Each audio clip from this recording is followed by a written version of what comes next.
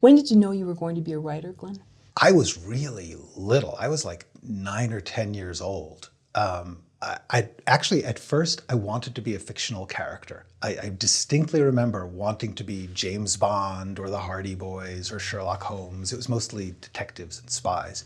And at some point around 10 or 11 years old, it occurred to me that there were people who wrote those people that I wanted to be and that life I wanted to live.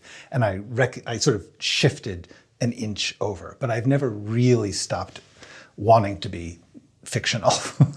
So that's how writing is for me. It's just an attempt to be fictional at all times. How did you discover that, oh wait, there are authors here and I want to learn more about them? There was a magazine called Show Magazine at the back in the 1960s, and there was an interview with Ian Fleming, who wrote James Bond, and he wrote an article about how he wrote James Bond, and it blew my mind because there was this person saying how you could create this world with these people in it, and I was like, that's what I want to be. And then Harriet the Spy. Harriet the Spy was a huge influence on me. She wanted to be a writer, and she explored the world around her, and I was like, that's what the job I want. That's the life. Did your parents try to talk you out of it, or were they encouraging? No, my parents were very supportive. I was very lucky in that way. They were scared, they were nervous, but it wasn't like this was an outrageous thing to do. It was just, we hope that you can survive. Oh, okay. And there were times when that was in question. They helped me out financially a lot, especially in the many years after college when I was not making any money. I've been very lucky that way. I had a lot of support. Can you explain how anxiety almost ruined your writing career? It almost stopped it from starting. I was a terribly, terribly anxious young person. Still am very anxious. Actually writing has become sort of the way I counter anxiety. It's one of the few things that's totally within my control, and control is what helps. Having the feeling of having something in your control is what helps anxiety. So being able to go into a fictional world or create a world or follow a story in your mind was one of the few things that would prevent me from feeling anxious. And yet when I tried to write them down, I was always very self-critical. It always seemed more complicated than just making it up in your head to actually get it down on paper. Was very difficult. And so I started wanting to write when I was 10 or 11, and I would write outlines or plans for things and write beginnings of things, but I wouldn't be able to actually finish them. And I could not figure out why. The answer was anxiety. The answer was not having a process. And it took about 10, 15 years of struggling with that and having writer's block and being talented. I mean, I could think of the stuff. I would write good stuff when I wrote, but I would write very, very rarely, and it would be very upsetting. And one of the things I had to teach myself, which is what I now try to teach others, is the importance of having a reassuring process, a routine, a very mechanical way of doing the work so that there's no anxiety involved. Because it's just like if you were a musician, you would practice your instrument. Regardless of quality, regardless of importance, you just run your finger over the keys over and over and over again. And if you do that as a writer, if you push yourself to just write, even if it's bad, if you push yourself to just get used to the experience of stopping and starting and starting and stopping every day for days and days and days, eventually it becomes so comforting and familiar that you can actually do the creative stuff. The creative stuff comes after the process. A lot of this actually reminded me, I eventually ran into Stanislavski's writing about actors. And I recognize that it's the same thing. I actually think of it as method writing, because the idea of an actor having to go out on a stage and be able to summon up an emotion on cue every night, when it was in theater and you had to do it every night, was a struggle that anyone would have a problem doing. And so Stanislavski tried to work out a process, a method by which you can create a very mysterious thing called emotion on cue, even if it's not yours, even if you don't feel it. And that's essentially what a writer does. There's just nobody looking. But you have to sit down at your desk and somehow transport yourself into a fictional world, into a created place with people who are not you, and you have to feel these feelings and imagine this stuff that has to come out of you from you know not where. People don't know where creativity comes from. You know when you get it, you know when it's happening, but you don't know how it happens. And you can't. So what you can know is, if I create this ritual, this routine, by which I'm going to always open the same type of notebook, or I'm going to have the same format I'm working in, and I'm going to understand the mechanics of writing, the idea of character and story and people taking action.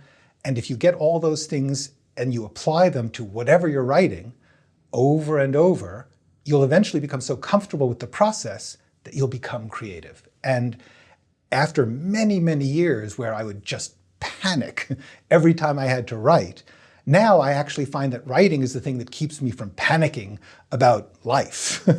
And that I'll find myself every day, if I don't write, I get nervous. But if I do write, or if I trust the process, it will absolutely take away the anxiety. You can't guarantee much about the arts, but I can guarantee that practice and exposure to the process and creating a ritual is almost always guaranteed to make your art better. And so it sounds like that definitely didn't come right away for you. It took years, because you were enrolled in school and then you left because of anxiety? I was very lucky. I got into Yale University there was a freak moment when they were accepting very creative people without great grades. It was in the mid-1970s, and the world was in turmoil, and things were not as stressed as they are now, I guess. All I know is I was good at English, but not much else. And I applied to a bunch of schools, and I got into Yale. And so I went. I didn't actually even want to go to college. I just wanted to be a writer. And I thought, this is just a waste of my time. But I got in, I can't not go. And I went, and it was cool experience, but by the end of the first year, I was struggling with my writing, and I blamed college. I now know what I just told you, which is that I had been struggling with my writing before college, and I was going to struggle with it after college. But for that moment, I was like, if I only didn't have this college thing, I would be able to write, which is crazy, because like I had 4 classes, and I didn't have that much to do.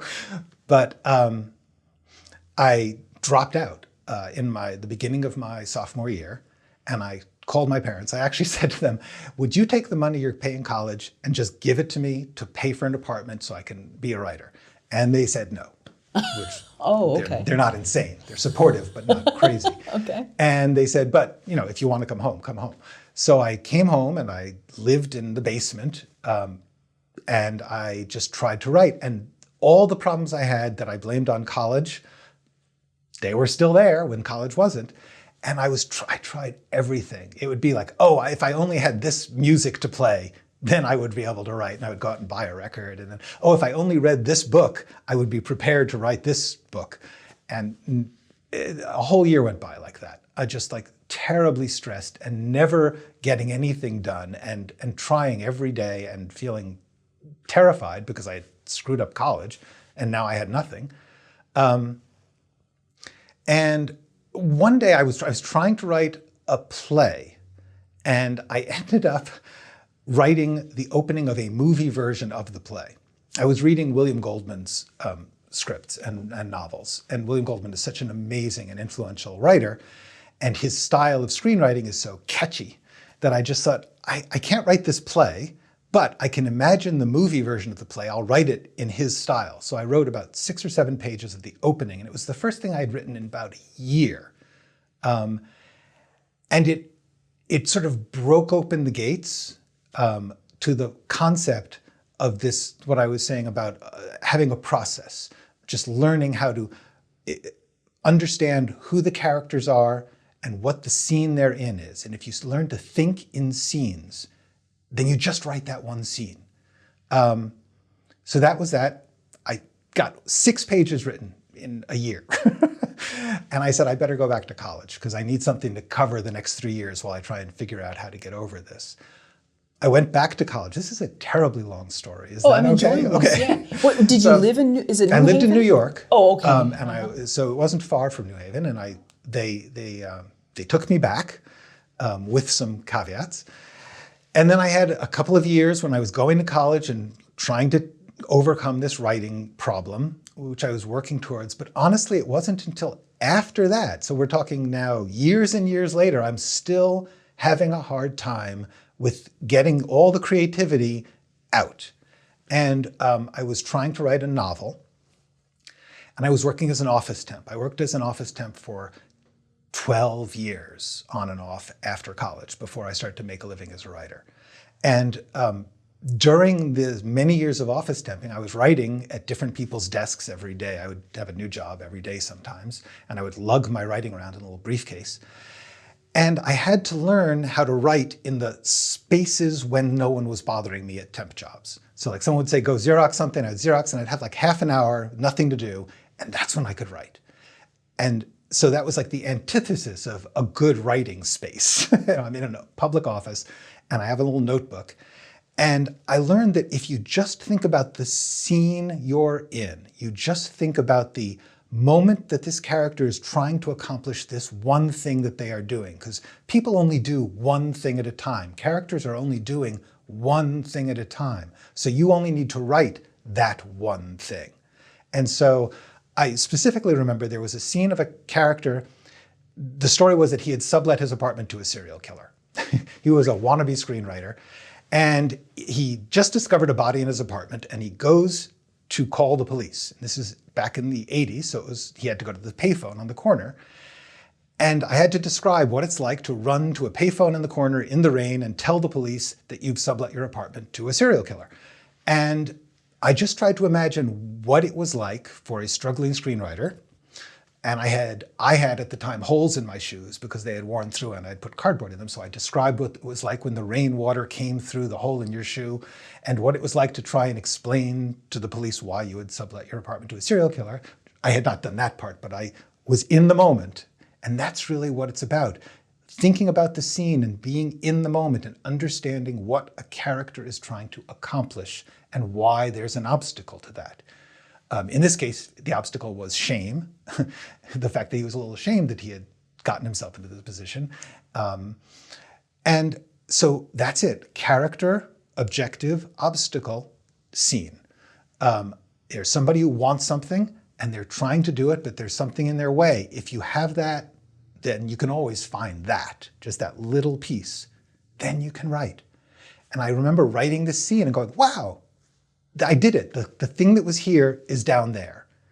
And I started to learn to practice that process. The process of thinking in scenes, of understanding that you're not writing the whole story, you're just in this moment with this character. And that was the beginning of teaching myself that process. And it still took a long time, but that's what I learned, that's how I survived, and that's what I'm trying to tell people now. And do you think by the fact that you had just a quick amount of time, half hour, and you knew too, probably people in the office might be watching or whatever, that there were no excuses, well, I need to organize this and dust this before I start going? Oh yeah, when I was in high school and I was like, I'm gonna be a writer, but I can only write if I have nothing else to do all day. I mean, even when you're a full-time professional writer, you have other things to do all day. You never get a whole day free. So yeah, I had this irrational sense that I had to have the right kind of music and the right typewriter, which actually did make a difference. And now I was in the exact opposite of that. I was at a different office every week, and God knows somebody could come up to me at any moment and ask me to do something that I hated. And that's when I began to recognize that all my insistence on what I thought was the writer's process was actually making it harder. And that when I started to recognize that if you think in scenes and if you understand what the character wants and if you know all of that stuff, that method acting for writers, you can do it anywhere, anytime, which was good because I had to do it anywhere at any time. And that's really actually a very valuable thing for anyone who wants to be a professional now, because most professionals are going to be working on shows, not movies. They're not going to be writing at home and sending it in. They're going to be in a room. And you got to be able to deal with people coming around you and with orders being given and things being changed. And the more that you can get a strong process, a sense that somebody says to you, a guy's on a bus and he's got a duck in his bag, go. And you have to write a scene. The more that you can teach yourself that skill, that tool of being able to imagine a scene, understanding that someone needs to do something, and then getting used to the flow of just putting something down, imagining it and grabbing it in a form that you can get onto a paper. That's the most valuable skill, I think. If you ask any showrunner, I think they're going to say, I really want someone that I can say, this weird thing just was demanded of us, you need to do it, go. And they come back next, in an hour with a scene. That's really valuable, and that's what office temping taught me. So everyone should go out there and become office temps. And was there like a temporary agency that you would check in with and they would give you assignment? It was called Payson People. They're long gone, but I say Oh, hi wow. to them. Interesting. It was sweet. There was a very small office. It wasn't one of the big ones. And but they would every week I would call in and say, where am I working this week? And sometimes it was like Thursday you're at this place, Friday you're at this place. And sometimes it was like, you're not working this week.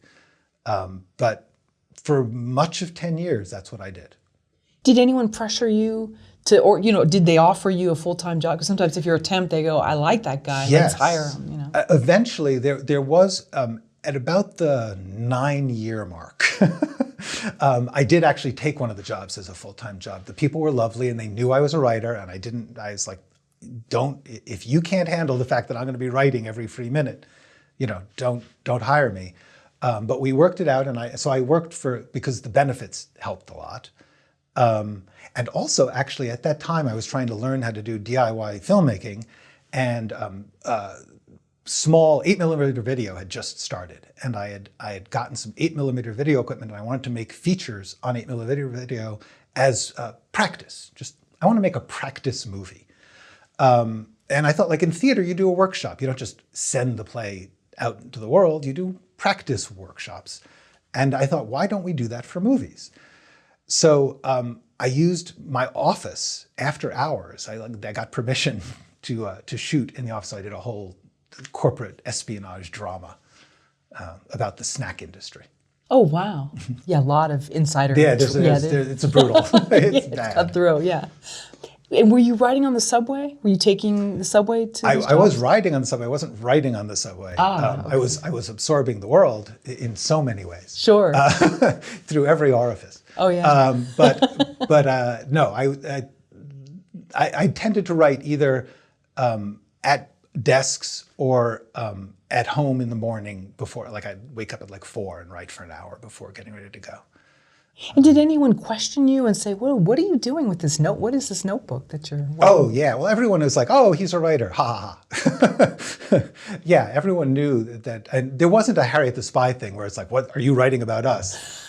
Right. But there was a sense of like, he's not really, what at the time was called a secretary, which I was. People understood I was trying to get out of what I was doing and to be something else. And that was generally looked well upon. People didn't give me a hard time. Can you talk more about the fears you had, and how did you know they weren't really fears when it came to your writing, especially when you were starting out? That's interesting, because really, I believe they were fears. I think that the things that people are afraid of in writing, they should be afraid of. You should, and if you're expecting to make a living as a writer and you're afraid that you won't, that's a very legitimate fear, because the odds are you won't. And in fact, I think one of the most important things that I would advise is plan for the thing you fear. If you're really afraid that you won't make a living as a writer and you want to be a writer, start to plan for how you're going to be a writer when you don't make a living at it, because I ran into that often.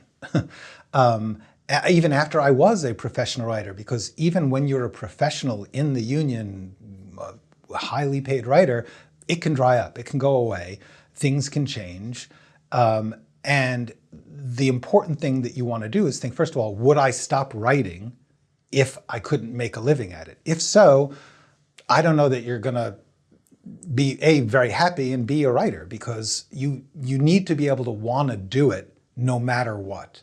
And then, okay, so I will be a writer and work early in the morning before my job as a pharmacist, or I will be a writer and be, as I was, an office temp for 12 years, or I will be a writer and live with my family for the rest of my life. Whatever it is, there's no right or wrong way to do this. There's no actual path. And so you've got to figure out what makes sense for you. And one of the most important things about that is to recognize what you're afraid of and try and plan for the reality of it. If it could happen, And I think that actually is what helps a lot, is to say, well, all right, if I don't make it in Hollywood, would I still keep writing? And the answer should be yes. It may not be I'll keep writing scripts, or maybe I'll write scripts for podcasts that I can produce myself, or I'll write for theater, or I'll make graphic novels. Whatever it's going to be, face the fear and be realistic about it. That was actually what got me through. That big fear. Am I going to be able to do this? There's so many fears to being an artist, aren't there? Because I was just thinking, that's one. But then there's the fear of, am I any good? Maybe I'm not good enough. And once again, the answer has to be, well, you're going to be as good as you're going to be. I mean, being afraid of it is not going to make you better. So you might as well just be how you are and see where that lands you. You can't actually change many things. There's a lot of things that make it easier or harder for each of us, and every one of us is different. And for me, the fear of, will this be accepted? Will this be liked? At a certain point, it's probably better to look at that fear and say, would I keep writing this even if everyone hated it? And if you can find something that you would write then, that's probably the thing you should write. Find a way to do the thing that you do no matter what. Because the rest of the fears, for most of us, like, nobody's going to cut your hands off if you write badly, I mean, except in certain places, probably. Right. But hopefully not for here in the those of US, us who are not living there, these are nice problems to have, and artists should take a deep breath and recognize that.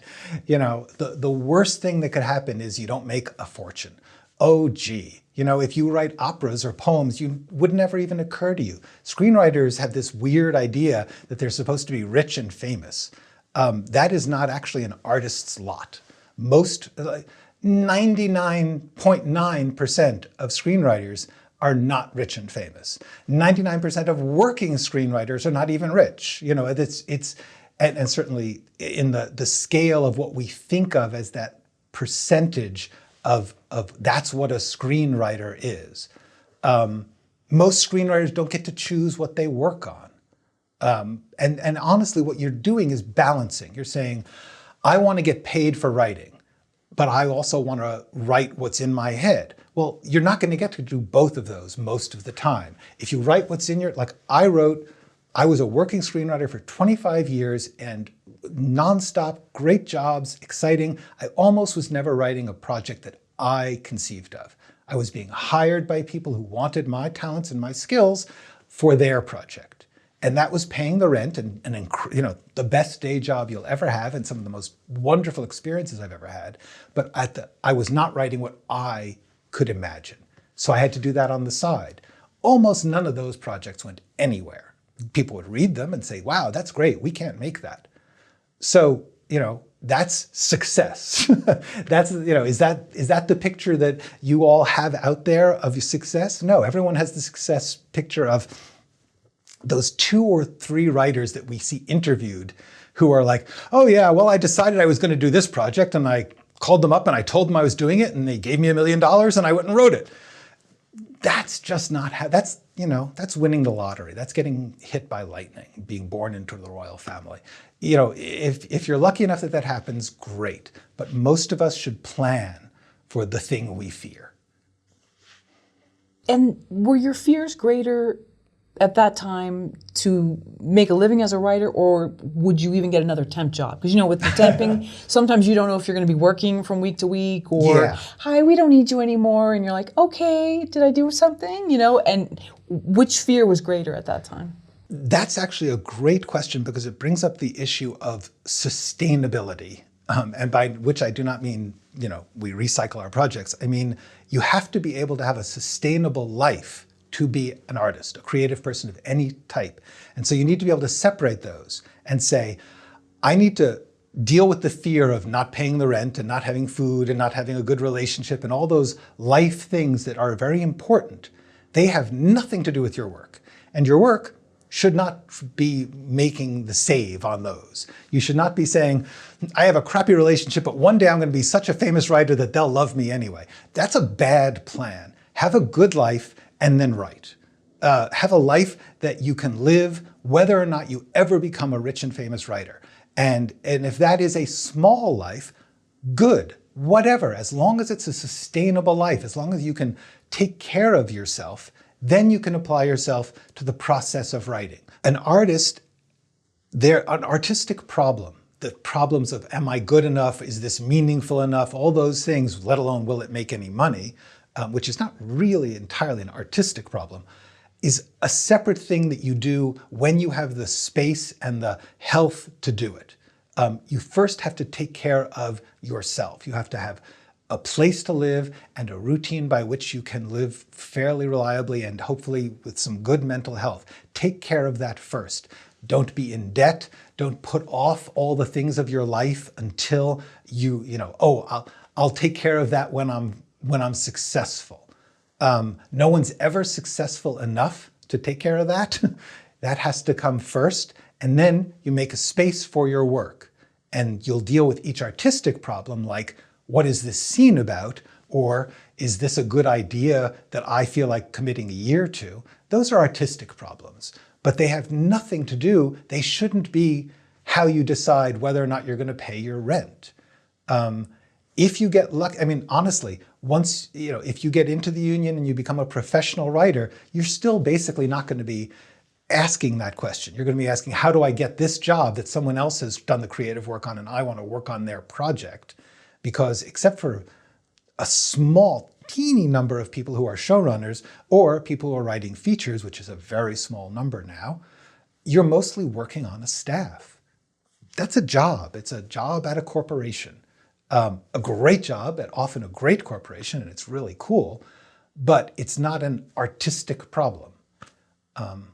Artistic problems should be solved with artistic things, and life problems should be definitely solved with life things, not with artistic solutions. Can you tell us the reasons why being a screenwriter is impossible? Yeah, absolutely. In many ways, I would advise no one to be a screenwriter. It is by far one of the dumbest arts to try and be in, other than maybe large-scale architecture. The first thing about screenwriting is you're never getting to finish the work. In other words, you get to finish the script, but it's not available to an audience until it's made by other people. So basically, you're creating something in order to give to a bunch of other people so they'll create another thing, and frankly, a different thing. The thing that's based in your script is a production, and it will change in many ways.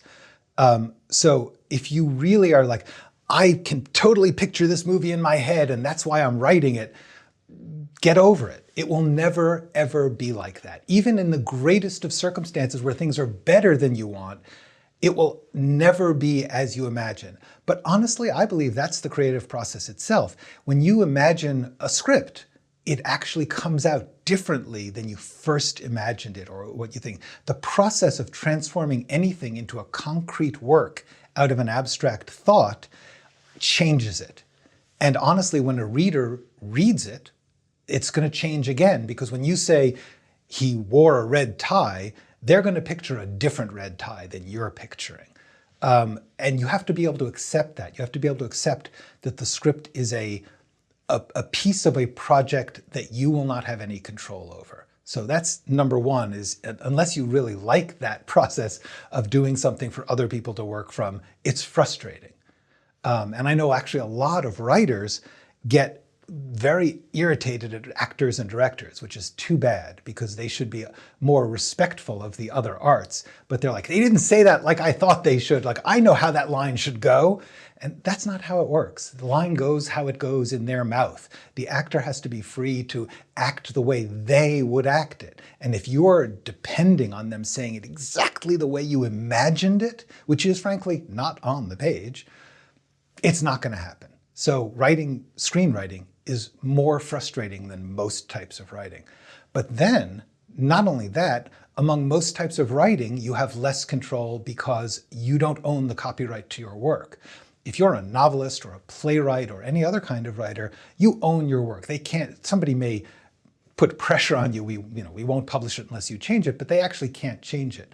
If you write a script and you sell it to a company for various reasons having to do with the ability to unionize back in the 30s, screenwriters gave up their right to own their creative work, which means when you hire on to write something, they can fire you and have someone else rewrite it and you cannot do anything about it. And that always sounds like, oh, that'll be fine, I'll live with that. It hurts. Everyone gets fired, everyone gets rewritten. Most of my career was rewriting other people, and I had to be aware of the fact that somebody out there is grinding their teeth and cursing my name if I do well. So screenwriting is just a tough business. Then you get to the fact that for most writers now, you're going to be working on a staff of a show, which means it's not even your idea. You are one of a bunch of people contributing ideas, and the actual writer of the show, the creator, the showrunner, is going to be saying yes to that, no to that. That line is good, that line is good. We'll put them together. You may get creative satisfaction. You may be doing grunt work. You may also, on a feature I wrote, there was an introductory scene of a character that I just hated the way the producers wanted this character to be introduced. They thought she was cute and I thought she was reprehensible. And I kept saying, do you really want her to say that? And they're like, yeah, we think it's funny. And I was like, I didn't have an agent. I had to write the scene the way they asked for it, or I would be fired or someone else would be hired to replace or rewrite that scene. That's not what most people picture as being an artist. It's not what most people picture as being a writer. But I can go on. The number of reasons that you shouldn't be a screenwriter are enormous. The reasons that most people want to be screenwriters are misleading. First of all, they think, and it's true, you are very, very highly paid if you are a working screenwriter in the unions and the studio system, the network system. That is a very small percentage of the people who are trying to be writers. So it's like saying, I want to be a baseball player, and you're imagining I'm going to be major league. Most people are not going to be major league. The question is, would you stop playing baseball then? And I can't imagine. I can't imagine saying, I want to be an artist, but only if they'll pay me first. That's not how generally arts should work. Most people imagine that screenwriters have people come to the writer because, honestly, and this is a problem of the screenwriting industry. Everyone who teaches screenwriting, they're all saying like, it all begins with the script. The script is so important. And you get all these actors and directors who are saying like, and it's true. They choose a good script to work on. And it's like, we couldn't do this without the script. And wannabe screenwriters are like, I'm so important. And I promise you, you're not. They are going to change your work. They are going to misinterpret your work. That's just part of the job. You are providing a beginning to someone else's creative process. And so that's a hard thing to, almost every screenwriter I know is looking for a creative outlet. They're writing novels on the side or plays, or they're painting or whatever. And you wouldn't think that that's what being a successful screenwriter is.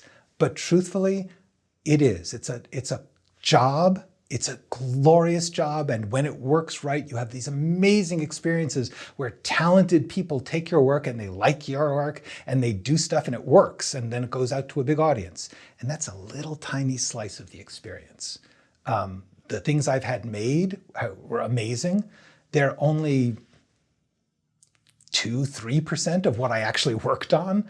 Most of what I worked on, no one will ever hear of. It's trapped in some company's vault somewhere or in my drawer because no one bought it. And I'm talented, I'm good, I'm successful, I'm in the union, I'm highly paid, and most of what I write is rejected. So, be a painter if you can, because at least you get done, you have the finished painting. But the flip side of that, so that I don't just discourage the heck out of everybody, the flip side is if you get good at it, you learn certain skills about narrative and character that are invaluable no matter what else you try to do creatively. If you want to be a director, it's great to know what screenwriting really is, what a scene and a character really are.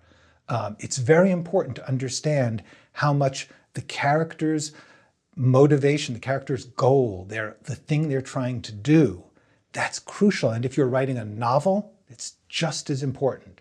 And if you're writing a graphic novel or a video game, whatever it is, those basic ideas about a character wanting something and having a difficult time getting it, that is the center of any kind of narrative creativity. And screenwriting pushes that harder than most. If you can learn it in screenwriting, you can do it anywhere.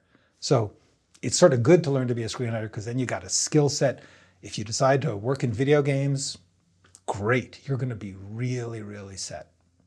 And when you were temping in New York City, were you attempting to be an author, or it was when you wrote that play and then you saw it was sort of Goldman-esque and you thought, let's do screenwriting? No, ever since I was like a kid, when I see something, I want to do it. Like I was painting for a while. I was drawing. I was writing plays. I was trying to direct movies. I was trying to direct movies on Super 8 silent film, which means I had to actually learn how to make silent movies. I like to say I came up in silent film. It was in the 1970s, but that was all they had then. If you're a high school student, you wanted to make a movie, they had 8mm home movie cameras. I would make silent movies. I tried to write novels because I love novels, plays because I love plays. I have a dangerous desire to do absolutely anything I see. So no, I was always doing all of it, and I would sort of shift my focus depending on what was practical. When I was in high school, I got tired of silent movies. It was frustrating to not have any dialogue. But high school, they had plays, so I started to write plays. High school and college, I did plays. I got out of college. I was sort of thinking of writing plays, sort of thinking of writing novels, but screenwriting, I thought, that would pay for all of them. If I could get screenwriting jobs, I could afford to do everything else. And then for 12 years, I was an office temp and couldn't afford to do anything except write in my off time. But the theory always was I was going to do it all, and screenwriting was just the most lucrative, which is what everybody thinks. And yeah, for the major leagues, it's very lucrative. For the rest of us, it's not. And you should really want to do it. You should love doing it, even if no one pays you. I'm wondering if being an office temp for the 12 years that you did it, and then doing the writing on the side or in free time, fueled you, because if you'd had a more comfortable job where maybe money wasn't an option and trying to book work, maybe you would have given up on the screenwriting? I don't think just personally, the way I'm built, I would have, I frequently gave up on jobs rather than have them interfere with what I thought was my career. But I do think that I think that life can really challenge people trying to be artists, that the demands of real life, it's hard. It is hard to build a way to get some time and to feel it's worth it when it's an abnormal thing to do. It's not, most people aren't doing it, and most people's lives don't require it. Most people have perfectly fine lives without writing a novel or a screenplay or doing, whatever it is that an artist wants to do. And I think it's important to recognize that you are doing something a little offbeat, and that the most important thing I think you can do is find a way to comfortably do it in the spaces you have to do it in, whatever they are. There are some people who would rather work for 6 months and then take 2 months off and have the 2 months to really work. And other people would rather work an hour a day or every other weekend or whatever it is. You have to look at yourself. You have to see what's productive for you. There's no right or wrong. The novelist Simenon, this French mystery novelist, thriller novelist, he used to write in intensely short bursts. He would plan out a novel, and then reportedly he had a separate house built in his backyard because he could. And he would go to this other house and he would not talk to his family. They would drop the meals at the front door. And for like 2 weeks, and he wrote short novels, he would be like, don't bother me, I'm writing. And he would go in, and then he would come out with a novel a couple weeks later, and then he would live his life. And then next time around, he would go back in. That's fine. There's other people who, just like me, office temping, half hour here, half an hour there at other people's desks. Or like I happen to be a morning person, so I would get up extra early and work in the morning before work. But don't discount the amount of pressure that real life puts on your art. And I would say the thing to do is adapt your art to fit that life. If you, I'm like throwing all these references around. The painter Matisse, when he got older, he couldn't stand at his easel and paint anymore. And he ended up doing these cutouts. He would take paper and cut out figures, and they became gorgeous artwork called the cutouts. There's a book called Gers and a lot of other work. He stopped painting. He couldn't physically paint anymore. He shifted his creativity to something that he physically could do. That, I think, is a really good lesson for everyone. It's like, if you can't find the time to do it the way you think you should, like I thought I had to have an 8-hour free day with a lot of iced tea and music playing, and I found that it was better to write little tiny slices, even just a sentence or a paragraph. If you keep doing a sentence or a paragraph, you will eventually get whatever it is you need. If you wait till you have the whole day free, you may never. So that sort of is what I think you have to do in the face of that inevitable conflict. And that conflict even happens when you're a professional writer. I would run into the problem of, I'm working on a project, a show or a movie or something. I had a project I was dying to do, and sometimes I'd have to take a break from my writing job. So it's like my job was writing, but I had to stop to do a little indie film that I wanted to do. And so I didn't take work for as long as I could afford, and then I would go back to work. Everybody has this problem. The important thing is to really pay attention to what is productive for you. If that's writing a little bit at a time, if that's writing for short bursts, a lot, whatever works. I just wasn't sure if, however painful or maybe not so painful some of these temp jobs were. I know some temping can be great and some can be probably excruciating. Did that fuel you, the painful moments, to keep going? And also, too, you're around people that this is their life. They're like lifers at this company. And did you say, I don't want to be that guy? Yeah. Well, it's sort of, to a certain extent, this sounds horrible. I generally look around and say, I don't want to be that guy. So, I see, okay. So what a Just terrible going thing to the store, admit. yeah. But what it did do was inform me about all the parts of life that I didn't know, to find out what it's like to work in this type of place and that type of place. I worked in a lot of different places. And in fact, the first novel I wrote was about a wannabe screenwriter who was an office temp. So I guarantee you, nothing gets lost on an artist who's making his way in the world. You got to be absorbing all of it and writing it down. How did you take control of your creative fate? I think recognizing that the only thing an artist truly controls is the work itself. And that is not an original thought to me. Many far better artists have said it. You can't control whether your work sells, whether it is popular. Even people who have sold and had hits will find themselves doing something and it flops. That's just predictable that that will happen. So if they can't control it, if they can't guarantee a hit, if they can't guarantee that people like it, how should we? There's no way for anyone to know how things are going to work out creatively. And the way that you become a happy artist and a productive artist is to give up worrying about it. You say, I am gambling. I am rolling the dice on this thing because I like it, because I think it's fun, because I think other people will like it. I think that's a big part of it, just saying, I am completing this because I want it complete. It has nothing to do with whether or not someone else will like it. You should, at the same time, adjust your expectations. If you are writing about a very obscure topic or in an obscure genre, then don't expect a big budget. One of the things I had to learn was, if I want to write something weird and offbeat, write it so that I can do it myself with a video camera and a couple of actors that I get together. Learn how to do things DIY. Learn how to, work within the limits that you can control, and then you're controlling your creative fate. And then if somebody likes it, great. If somebody doesn't like it, at least you did it. And you're more likely to do the next thing better from having completed work and put it out there and seeing the response. There is nothing like it for an artist to see people respond to your work. And it's one of the things that screenwriters get to do very infrequently.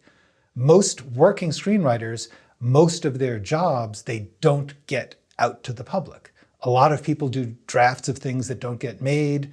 Now you do that less because most people are working on shows. When you work on a show, they don't hire you if they're not going to make it.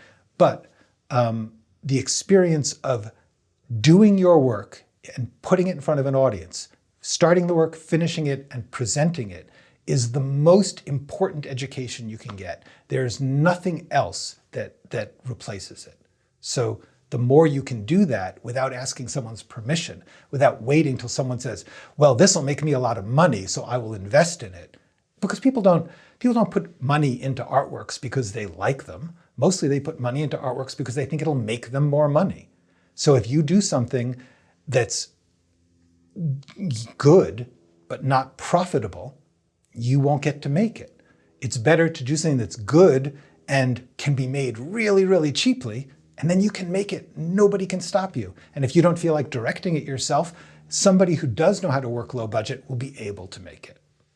So completing projects is very important to you, is it? Completing the process, the artistic process, is the best education you can get.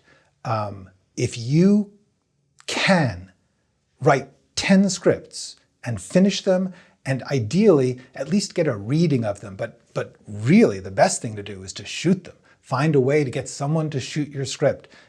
Make it shorts, whatever. That will teach you more than any other education about screenwriting. And if they're bad, so what? Do it in such a way that if you lose your money, it's not the end of the world.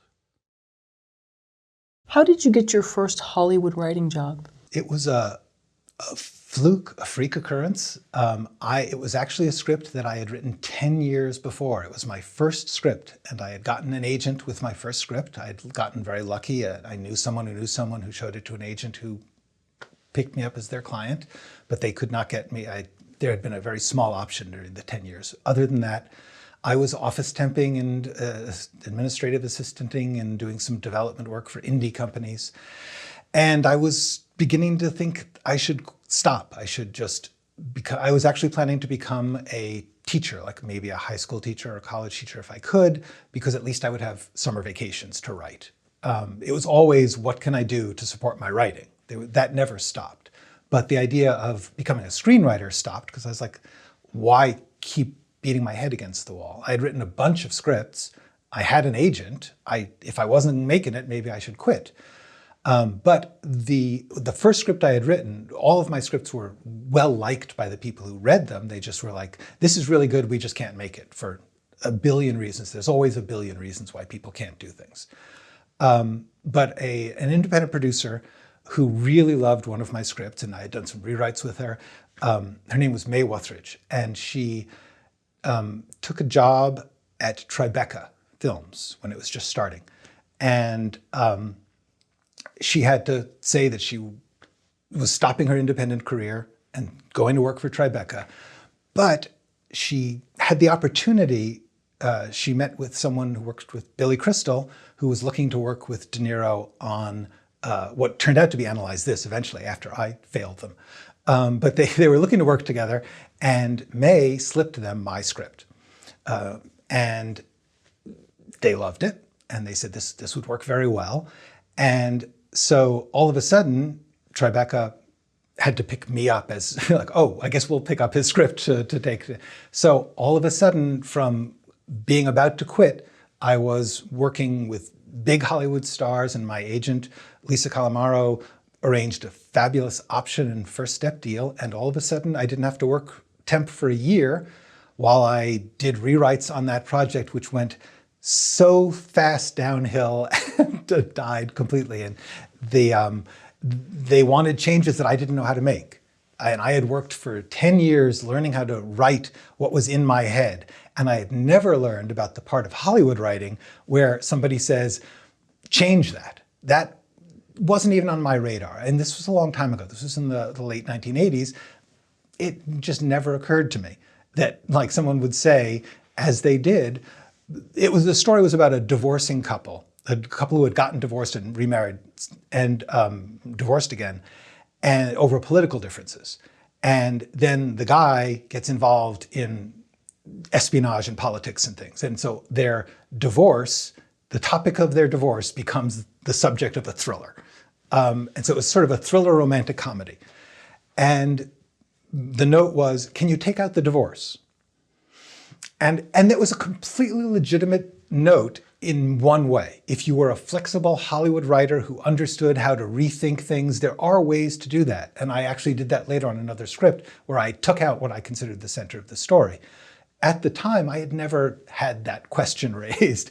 And I tried so hard. I was just like, I got to do this. This is my big break and I'm blowing it. But I couldn't. I wrote an entire script. It's the only thing I've ever written that I have never looked at since. It's 30 years now. I wrote it. I literally cried through much of the writing. Like I was a basket case because I was writing something that I didn't know what the center was. Because for me, the center of this story, the reason that everyone was doing something was because of this couple trying to get back together. When you take that out, all you've got is a bunch of people chasing each other in funny ways, but it still wasn't enough to make a scene. I wrote a script. I have no idea if it's readable, but I got immediately fired. The script went on the shelf and they hired new writers. And for 3 years, they held on to it, and De Niro and Crystal wisely moved on, did Analyze This. It was a good choice on their part. And at the end of that 3 years, I got my script back, which was cool because I had been well paid to let them have it for 3 years. I had never seen any of the rewrites that were done after I did it. So therefore, I was allowed to take everything I had done. That was my property. The draft I had done for them was their property because they paid me for it. But the option was over, and I just started sending it out again. And so many people loved it and got so close to production so many times. But what it taught me was the thing that I thought writing was about, which is you imagine stuff and you get it down as good as you can, and then they pay you and they make it. That's not how the industry works. The industry works that you do all that stuff and then you start to collaborate with other people. And if you can't do that part, if you can't learn how to use those same creative skills on demand for things you may not think are great, then they'll find someone who can. Does that sound depressing? It's not meant to. It's meant to say, learn the mechanics of the business so that you can do the job. That's the message I hope is being sent there, is that there's the magic of creativity, and then there's the magic of being skilled and knowing how to do the job no matter what gets thrown at you. Well, I think it's very important that you bring up that story because so many ideas of something sound great, and then when you learn what they actually are, it's much much different. So that's just fascinating. So it was a year that you had to rewrite that, or that was a year process? It was a year of, actually, it's a funny story, so I'll tell it. It's embarrassing. Once I took out the center of the story, I didn't know what the story would be. And what I do is that when I don't know what I'm going to write, I just riff. I think of everything I can, I brainstorm. It could be this, it could be that. We're on a submarine. It could be the submarine's at the bottom of the sea. It could be that the submarine got moved to dry land. Everything I can possibly think. I try and get it down on paper. There's no such thing as a bad idea until you figured out what you're trying to accomplish with it. Anything's possible. So I had this huge list of possibilities of this story, and I didn't know which one they wanted. And I was writing for them. So I made it into a board game. I was working as an office temp still, so I had access to like a laminating machine and everything. And I made a board, and it was like the game of life where you go along a path, but this had like multiple branching paths for each story. And I tried to lay out all the different story outlines as a board game with like cards, like if you pick this, you go in this direction. It was the most elaborate, creative, stupid thing I've ever done. And I brought it to Billy Crystal. I got an appointment, I flew to Los Angeles, I gave it to him, and I said, this is your story outline. I don't know which one you want. And he was really gracious about it. And he was great. He was like, well, now I have something to put on the wall of my office. But now we actually have to write the script. I have to work on it. And he gave me advice, and I worked on it, and I did a draft, and it was all fine. But that was how little I understood the job. The job, by the way, is making choices. The point is, when you lay out the 15,000 possible stories, you have to make a choice. Everything is a choice. Every choice has a price. You have to learn to get comfortable with making choices over and over and over again. Everything in creative work is, I'm going to choose this and not that.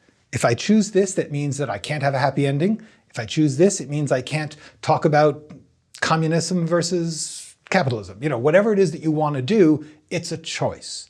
And when you make that choice, certain things fall away, but other things become stronger.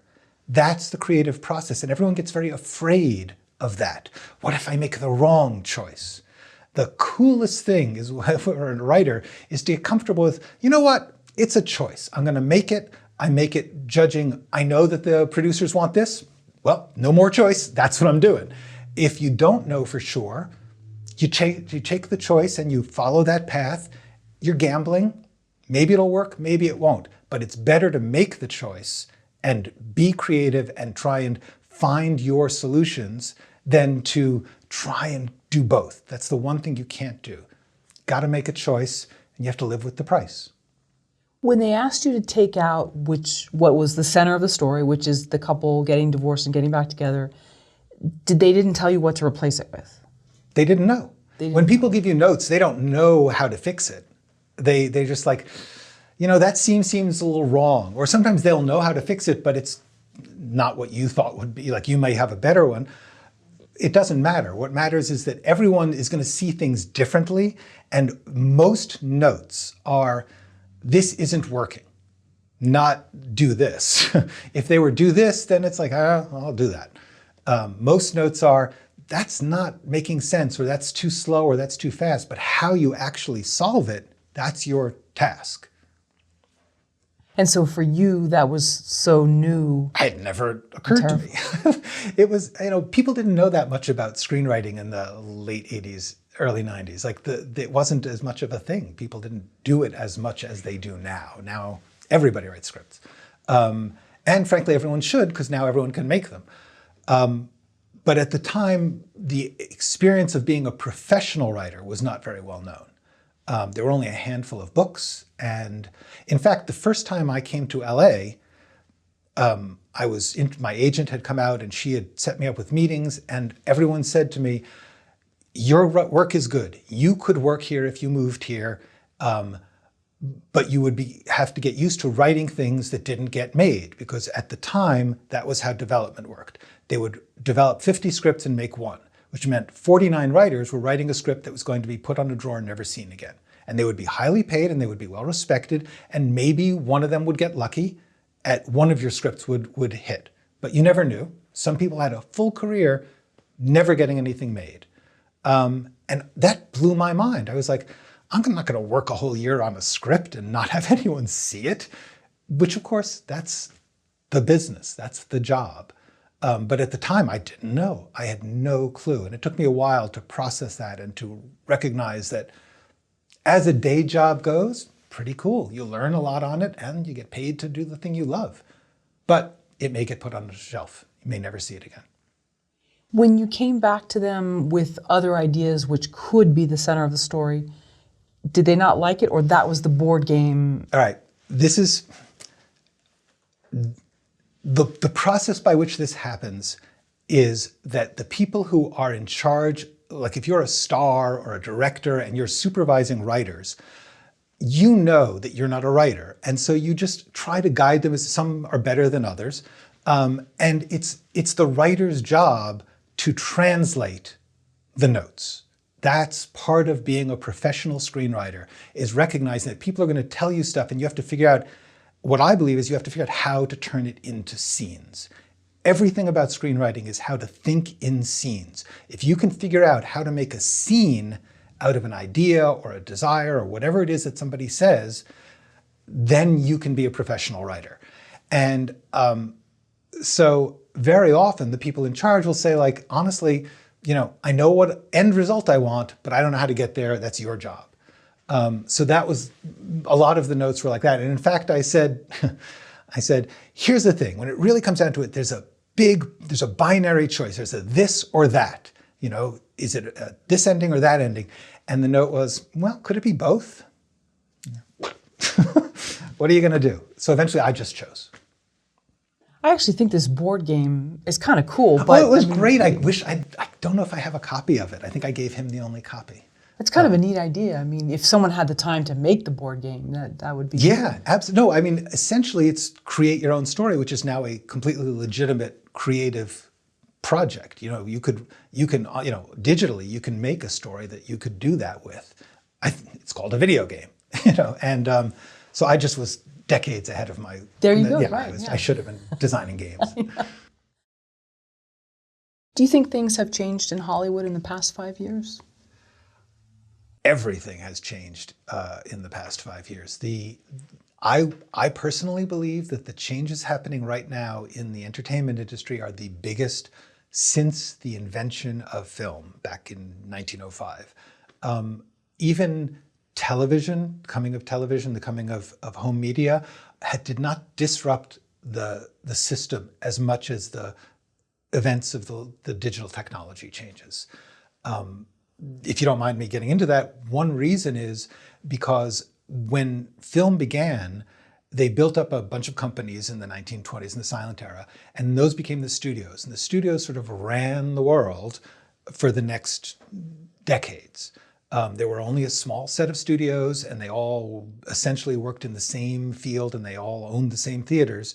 That system eventually incorporated television. At first they thought television would be a threat, but then they simply moved television into their system. The studios ran so many things in television.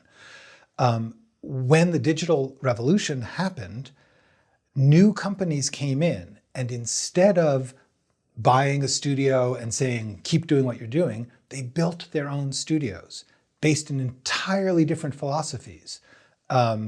And they also built their own distribution companies, because you have to remember the entire movie industry is a distribution industry. The movie studios were film distributors. They made movies in order to have something to distribute. And the most important thing to them was distribution, because that's where the people pay money to get the product. Distribution is where the money is. And with streaming services, they simply opened up a whole new avenue of distribution that cut the studios out of the business. They took the business away from the studios.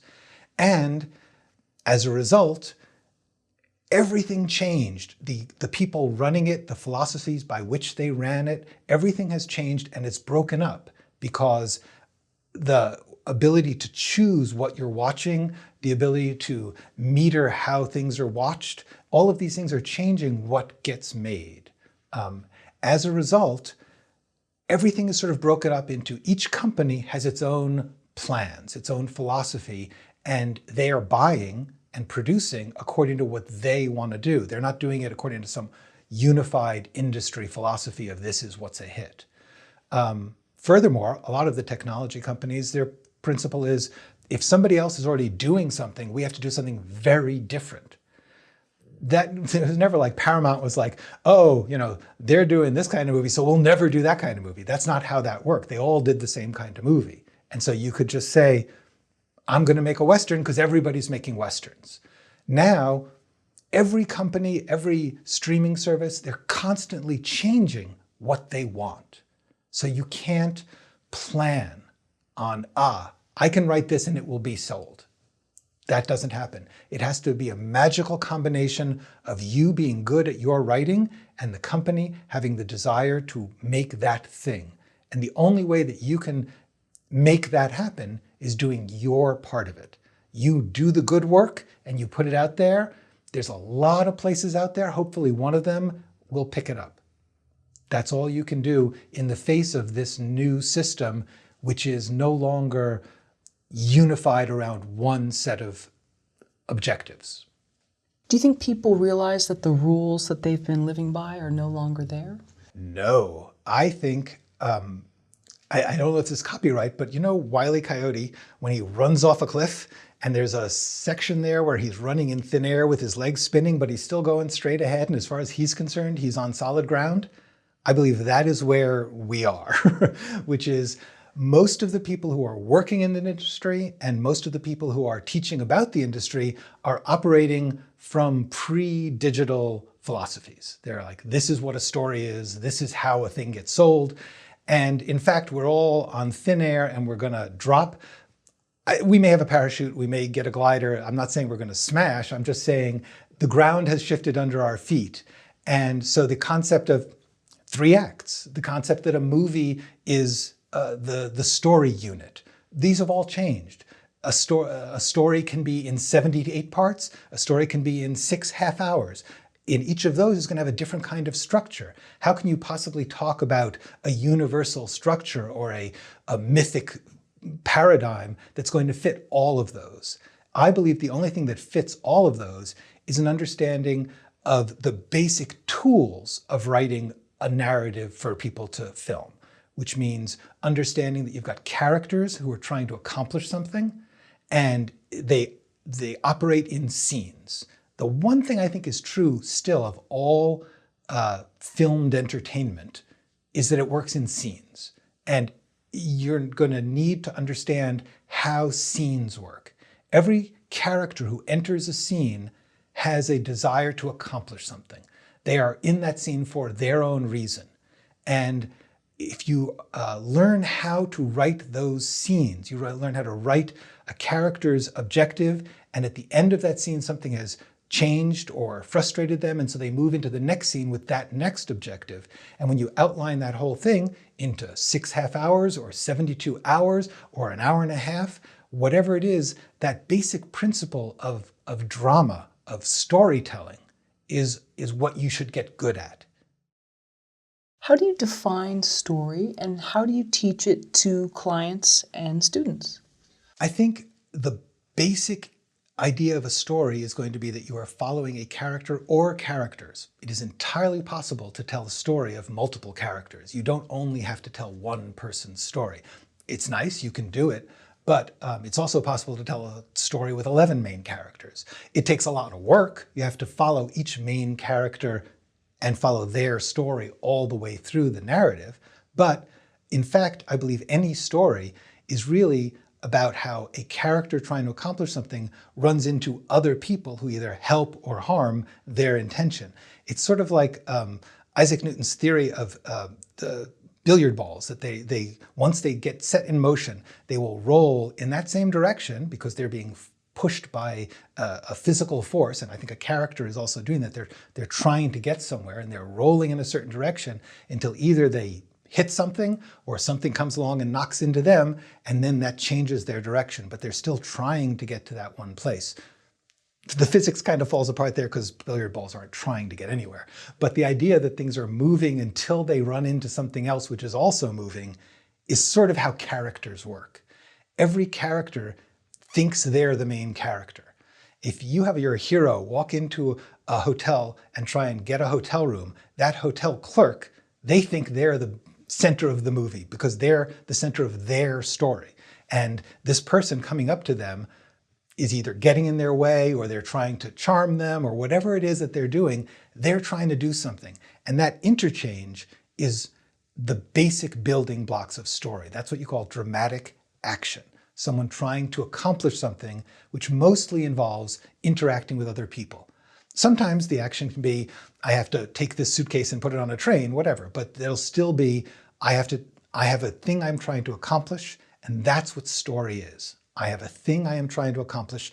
I am a character and I need to get this thing, and it will be a more interesting story if there's something in the way. If I am a character, I'm trying to put a suitcase on a train and I go and I put it on the train and nothing happens, it's a very short, boring story. If they're carrying a suitcase and another person comes and they steal the suitcase, it's more of an interesting story. And it's a more interesting story if that person's got something important in the suitcase. If it's just a suitcase, they can say, oh, somebody stole it. Oh, well, I'll go get another one. Not that strong a story. Every story is about a character trying to accomplish something and having an obstacle. And what they do, what action they take in the face of the obstacles is your story. The obstacles don't have to be external. The obstacle can be, I'm really afraid of the train station. I need to get this suitcase to my uncle and he's going to be at the other end of the train. So I've got to get this suitcase onto the train, but I'm terrified of loud noises. That's a story. The only obstacle is in there, but it's real. So every character is facing obstacles. The obstacles don't have to be physical. They don't have to be another character. They just have to be something that's getting in the way of them trying to accomplish something that's important to them. Can you explain how questions and choices inform the writing process? Writing is a process of questions. That, like, if I could, there's a couple of things that I wish I could like get tattooed on the inside of people's eyelids that they knew.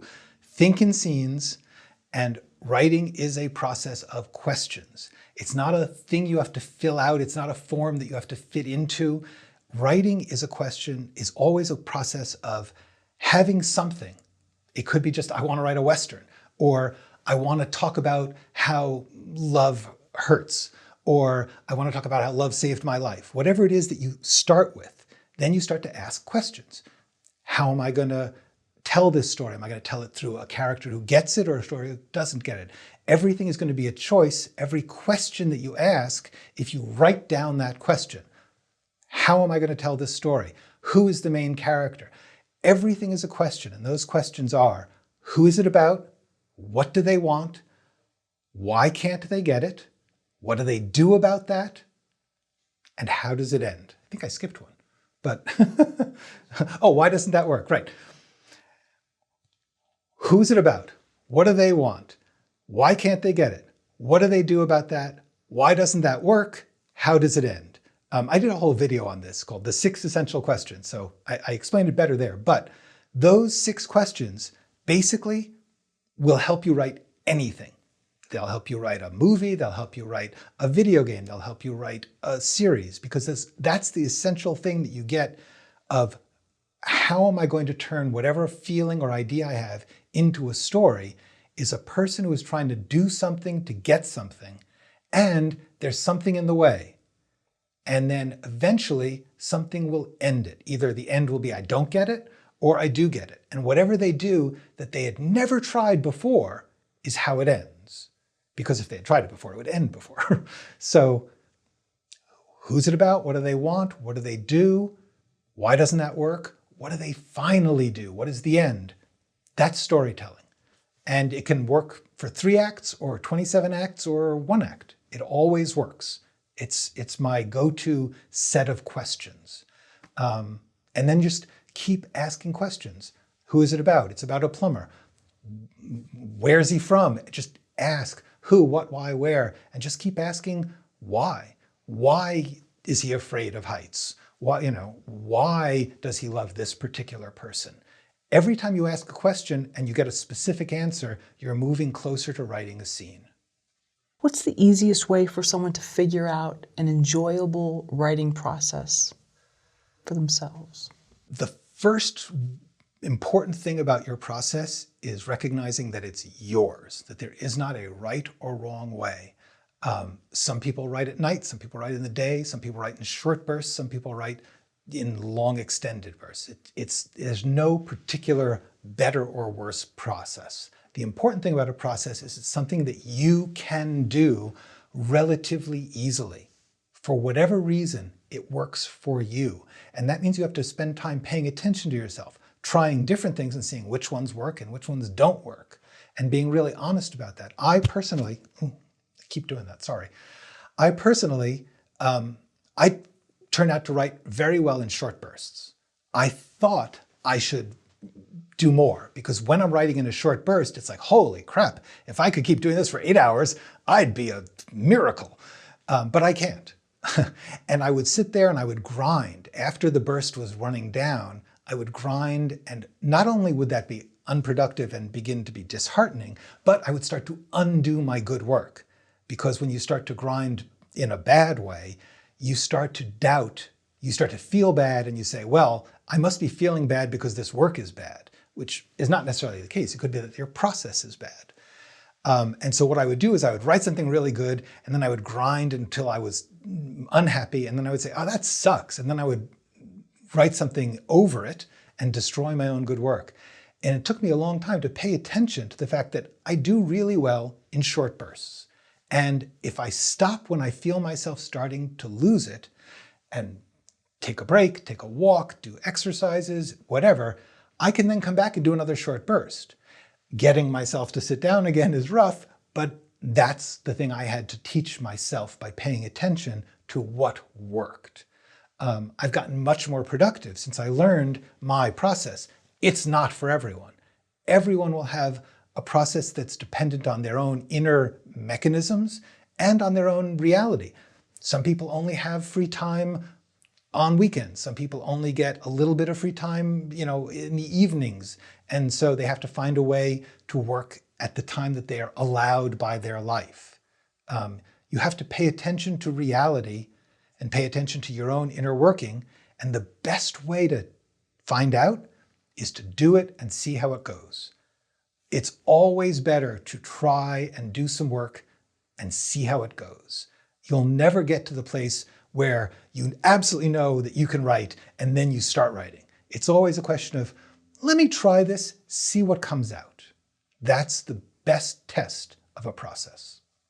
And working these temp jobs for many other reasons aside from income and people, the study of people, helped you realize that was your preferred style? Forced me, because I'm stubborn and I would just keep doing the wrong thing over and over again until circumstances forced me to work in short bursts.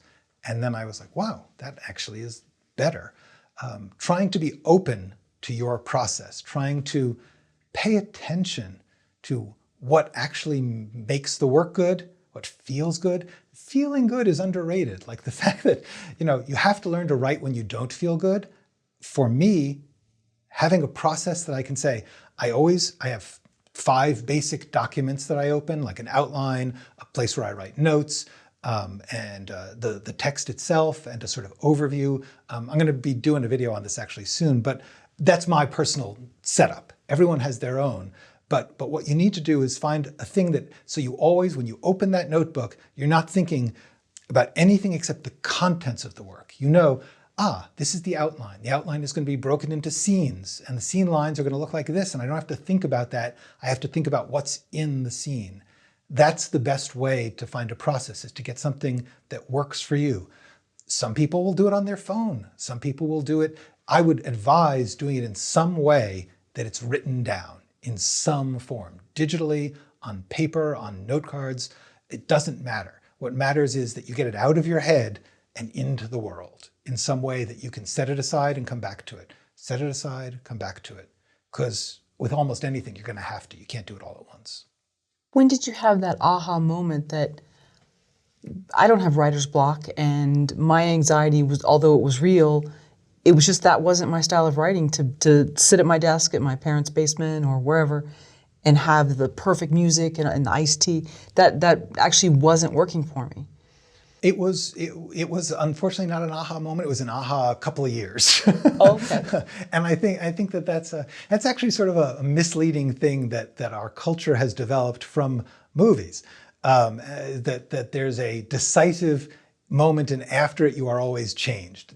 In stories, that is a very important thing. You need decisive moments when people are changed.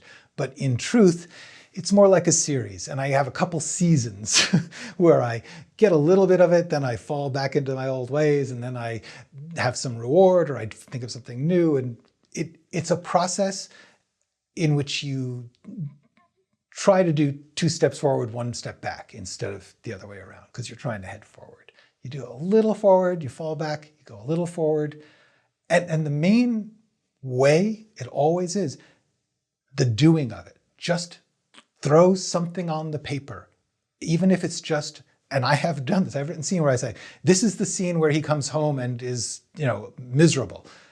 And that I just took it out of the outline and I wrote it into the script, because the next time I look at it, I now am familiar with this process. And I say, okay, I created a scene.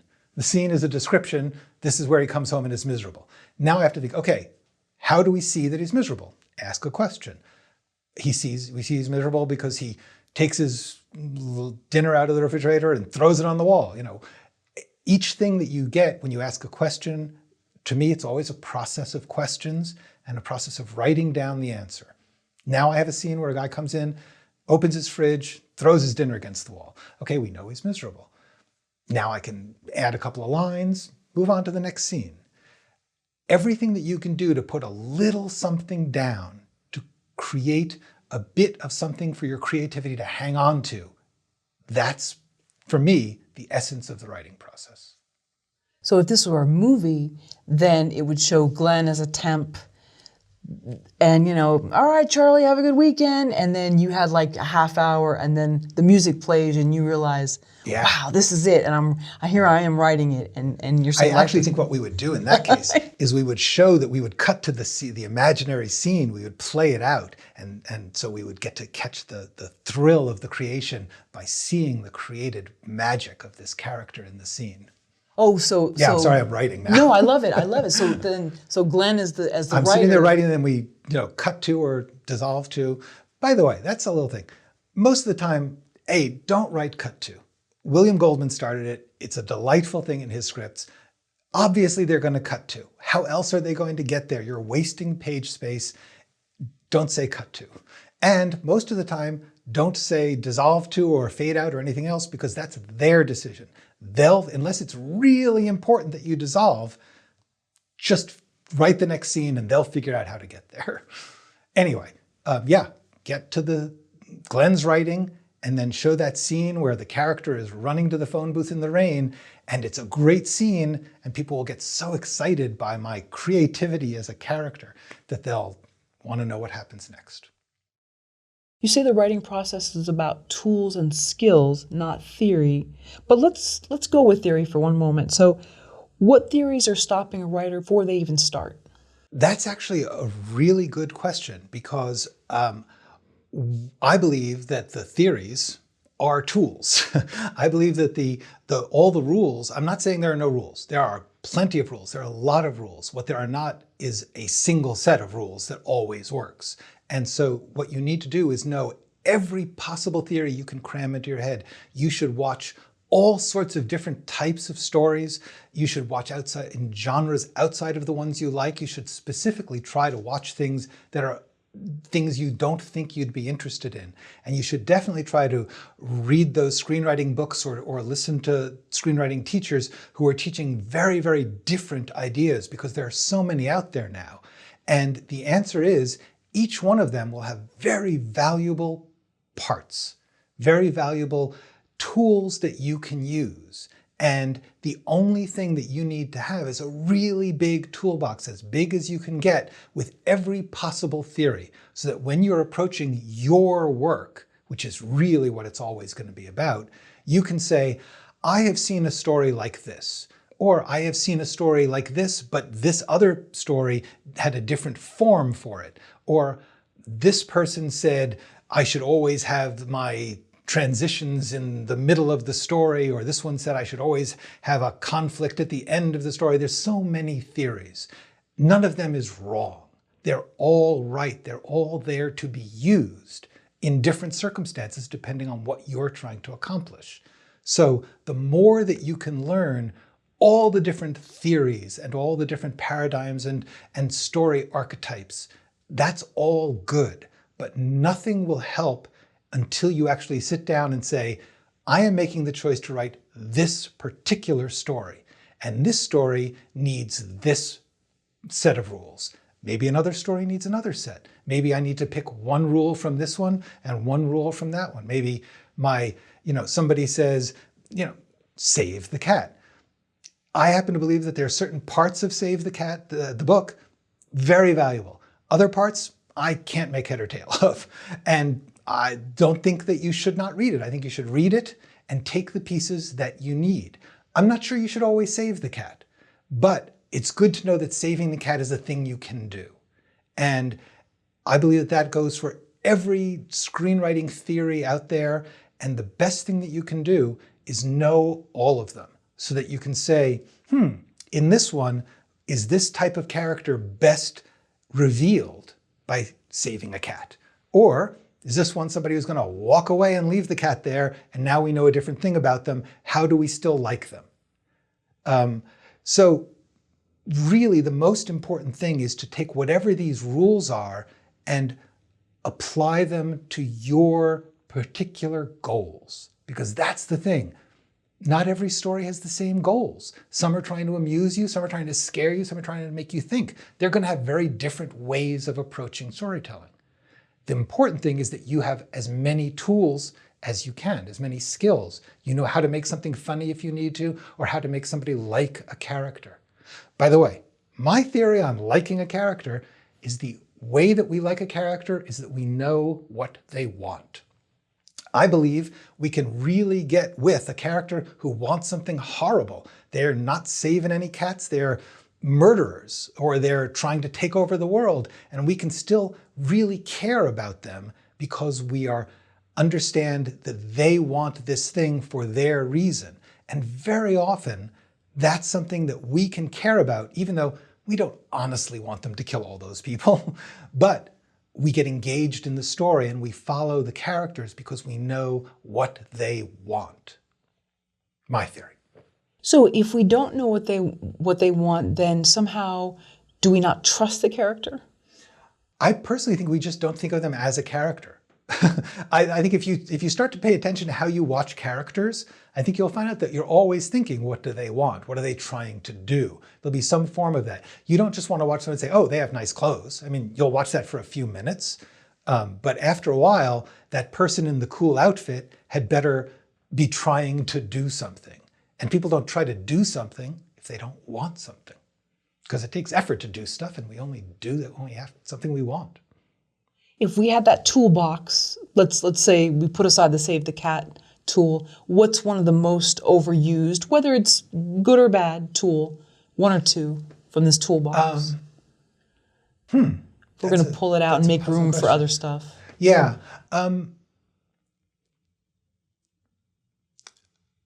I think the 3-act structure, it's tricky. There is a world where there's units of entertainment which you watch in one dose. Call them features now, doesn't matter, it could be a short, but there's a type of story that you watch in one dose. And that does have a 3-act structure in the sense that it has a beginning, middle, and end. But the whole set of rules about turning points happening at a certain point in a 3-act structure is simply an overused tool. It came about because movies were in movie theaters, and that was about as long as a person could sit in a movie theater. And also, movie theaters wanted to sell a certain number of tickets, so they wanted movies to be of a certain length. A lot of this comes down to business. And honestly, we shouldn't be making our artistic decisions based on the fact that movie theaters want to turn over the seats every 90 minutes. Now we have some stories that are not 3 acts. We have some stories that are 30 acts. We have some stories that are 1 act. Every story, though, will have a beginning, middle, and end. So in a way, the three-act structure will apply. Even an episode of a larger thing has a beginning, middle, and end. I think that's where the three-act thing came from. Because truthfully, even in theater, they didn't always have three acts. A lot of plays before the 20th century had 4 acts or 5 acts. So the 3-act Save the Cat possibly doesn't mean they're bad or wrong, but it's just they're used a lot. I'm saying that you need to choose your form. You need to say, I am going to watch 1,000 stories and I'm going to break some down. I strongly suggest that if there's something you like, watch it like 5 times. Watch it until you're not enjoying it anymore so that you can start to watch it mechanically and say, how do they do this? And when you do that, stop, pause and write an outline of the thing you're watching that you like and learn how it's structured. And then do that with a bunch of other things because you'll find out there's nothing consistent. The rules are all over the place. And furthermore, a lot of these rules are like, well, you have your inciting incident or your beginning twist or whatever everybody has names for them. None of that really matters because then you get into an activity, which is an academic activity of find the part. I'm going to name the inciting incident. What really matters is how the audience feels as they're following the story. The audience is not looking for an inciting incident. They're not looking for a second act reversal. They don't care. They care about the characters. And if you break down the things you love and reverse engineer them and outline them, you'll begin to get a sense of how they do it. How many beats does it take before you are worn out of this thing? How long does it go before there's a twist or a turn? The only way you can really become skilled is by breaking down the work and doing it yourself. You can study how to build a car until the end of time, but you need to actually put together a car and make it run. And you probably have to do that a bunch of times before you can make a really great car.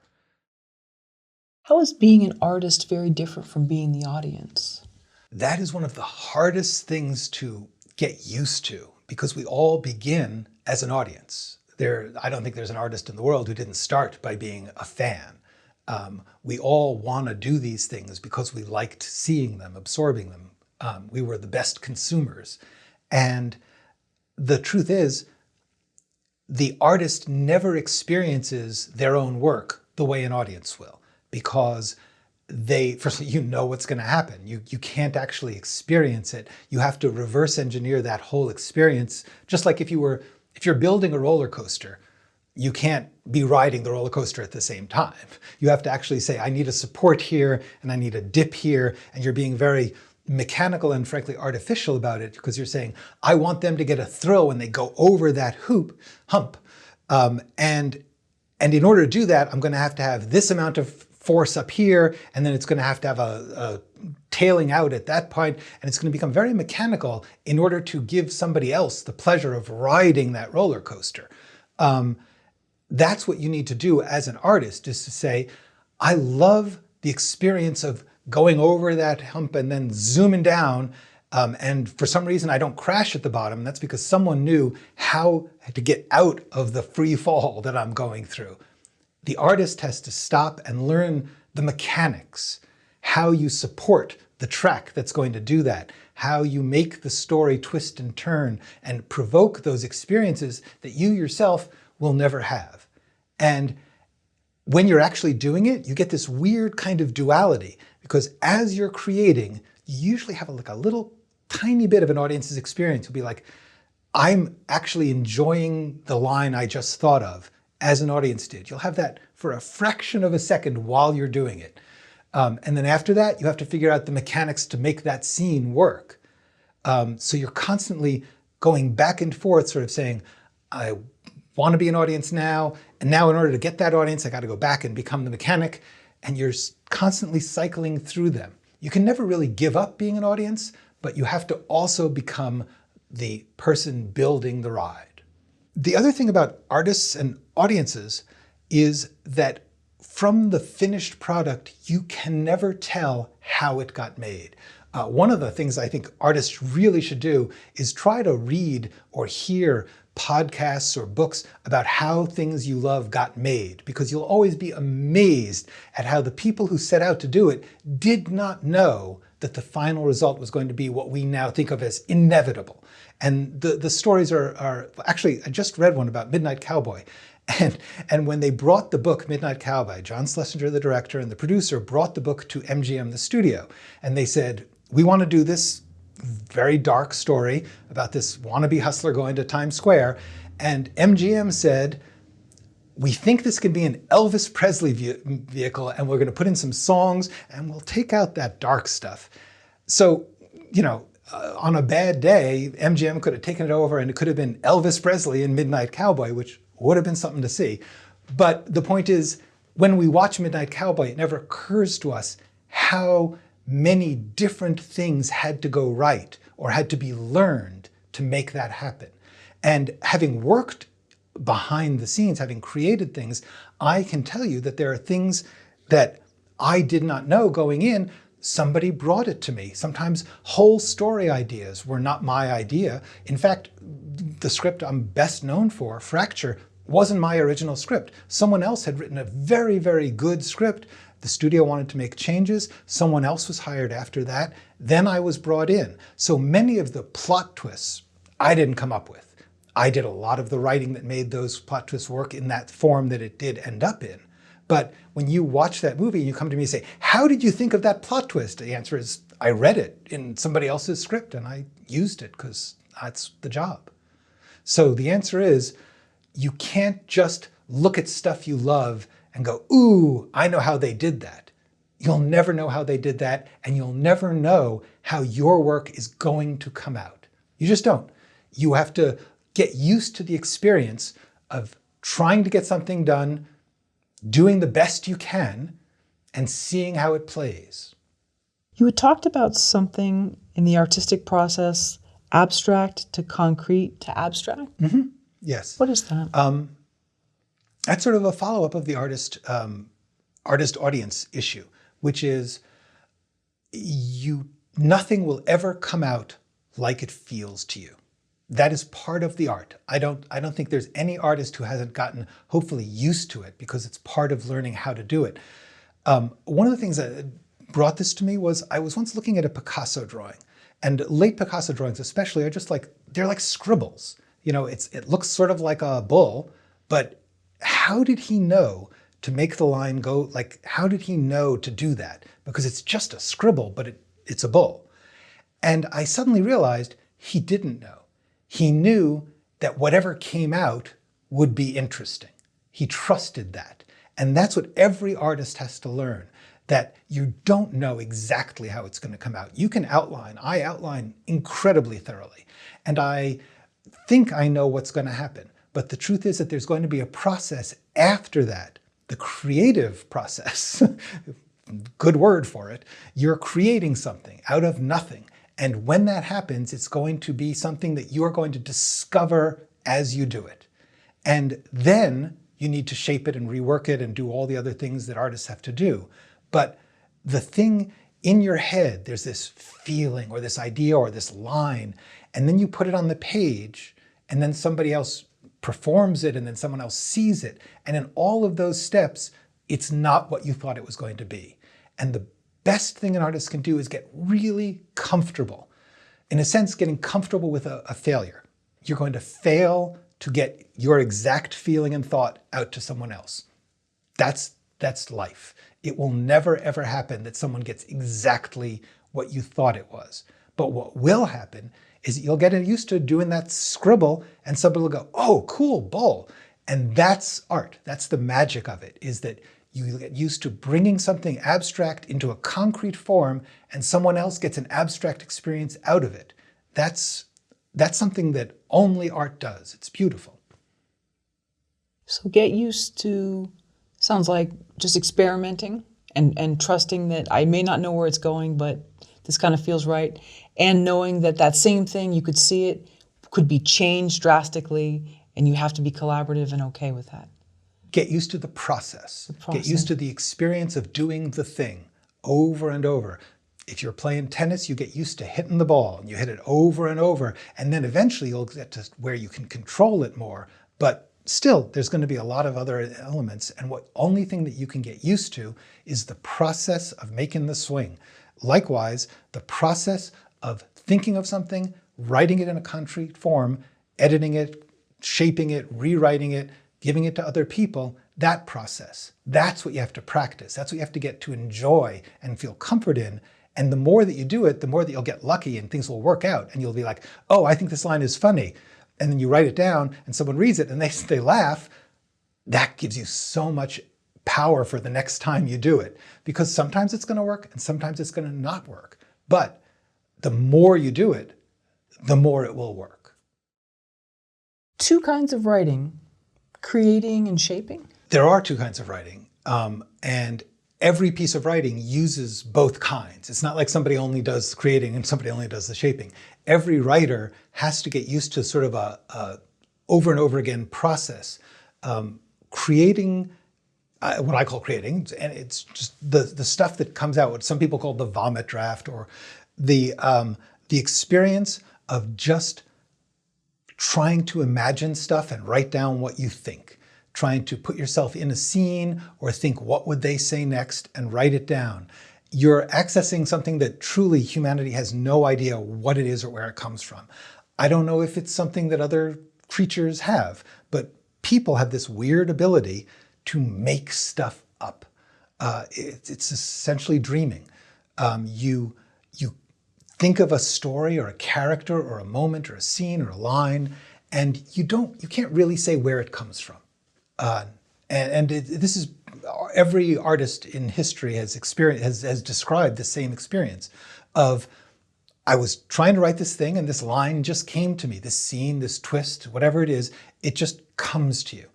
And the more that you can get used to the need to let it happen however it happens, to create without any judgment at all, without any criticism, without any fear, saying, anything that comes out of me at this moment is fine.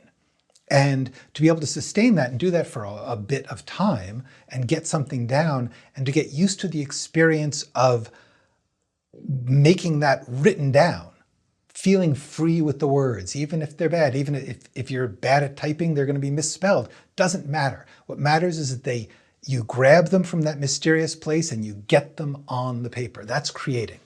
But then, almost always, it's going to need some shaping, some editing, some rethinking, writing, rewriting. And that second shaping part is where you say, clean up all the typos, break that long sentence into two short ones, make those two short ones into one long one. That word there, that's really vague. What do I mean when I say baffled? Baffled is actually pretty specific, but you know what I mean. That you start to think the way someone who's not you would read it and whether they would get the experience you're trying to give them.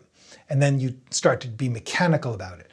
There's tricks you can use, putting the punchline at the end, putting the setup at the beginning, finding funny sounding words for funny lines. There's all these tricks of the trade. That goes in the shaping part. When you're shaping, you're spending a lot of time being critical. And trying to, when you're critical, what you're trying to do is, I like to think of critical as making the best of, not saying bad. I'm not critical of it. I am, wow, there's a funny bit in that, but this is getting in the way. So critically, I'm going to get rid of the stuff that's in the way of the good. I like the good. What's important about being critical is that you're doing it to improve what it is trying to be, not make it into something else. And certainly not just slam it down. The editing part of you, the rewriting part of you, is the second part of the process. Usually, it goes back and forth several times. Sometimes you get weirdly creative while you're editing. A new line comes to you, and then so you're sort of doing a micro switch, editing, oh, new line, creative, oh, back to editing. And that process goes over and over. Most writers I know, they tend to set aside a separate mood, I know I'm going to have to do 7 days of creating. I'm never going to look back at what I wrote, and I'm just going to every day set aside an hour, throw it down, and then go make myself a nice lunch. Then for another 7 days, I'm going to look at what I wrote, take a big deep breath, start to break it down, start to do the work, stretch a little, go back to it. And that process over and over will make for great writing. Do you think too many writers are focused on positive feedback instead of writing something that can actually be made? That's interesting. Actually, I do think that we have developed a script reading industry within the industry. And that has sort of become a kind of, I don't know what the term is for, like if you've got a river and it suddenly gets like a little backwater and things get stuck in there instead of going with the flow, but there is that. People who are writing scripts are unfortunately mostly writing them to be judged by people whose jobs is to read them. That could be professional script readers and critics. It can also be anyone who is an executive or a producer. Their job is to read a script and try and figure out if that script is going to be producible. But still, they're working on the script. Many, many people who are in those fields don't know anything about production. They don't know anything about making a movie. And in fact, when I say movie, I mean movie or show or filmed entertainment of any kind. The most important thing for a screenwriter, because it's a particular kind of writer, is that you are writing for production. There is no value to your writing until it is produced. Someone may pay you money, which is value, in the sense that they think it's going to get produced. But truthfully, the value is if that script can be acted and directed and edited and released. And there's different qualities which are valuable to the people doing the acting, directing, editing than the readers. And you need to be able to please both, because you can't get to the production people without going through the readers. So I would say you need to learn all the advice about how to please a reader and what they're looking for and what the rules they have. And everybody tells you different rules, but know as many rules as you can. But still, it's very important to understand what happens when a script gets made. If you can, make it yourself. Write a script for the purpose of making it yourself, just so that you learn what happens when an actor has to say the lines. One of the things that happens is you'll learn most of the lines that you wrote were probably information. In other words, you were thinking, I need the audience to know this thing, so I'll write a line where somebody says it in some way. But what the actor and the director and the editor need is for the character to need to say something. Totally different. The character has to need to say the information. If they don't need to say it, it's not going to work for the actor and the director. The only way that you can learn that is by having actors and directors work with your script. If you are a DIY type of person, try it. Find a way to, at this point, you can do it on your phone. You can get a bunch of actors from the nearby community theater or college, write something that's appropriate to their ability of talent, and try it out. It's going to take you some time, it's going to be some heartache, there's going to be some arguments, but you will learn how your script is transformed by the production process, what works and doesn't work. And that is incredibly valuable to everyone who eventually will make the movie. And if you can learn that stuff and you can pretty much only learn it by doing it, then you will be a screenwriter who's making something not just to get approval, but to actually get made and be good. So by running these lines by these actors and filming it with your phone, you're finding out what's filler in the dialogue and what is an actor or character wanting something, portraying that to another character who also wants something. What it really will come down to is you'll learn what dramatic action is, because dialogue is action. When somebody speaks, actually in real life too, you're trying to do something. Like when you go to a counter and say, may I have a pack of cigarettes? Well, don't say that. say, may I have a club soda? And a lottery ticket. Lottery ticket, yeah. When you say that, it's because you're trying to accomplish something. When you say to someone, I love you or I don't love you anymore, it's because you're trying to accomplish something. You're trying to make something happen or get something. You're trying to change your relationship with them. You're trying to get something, so them to do something.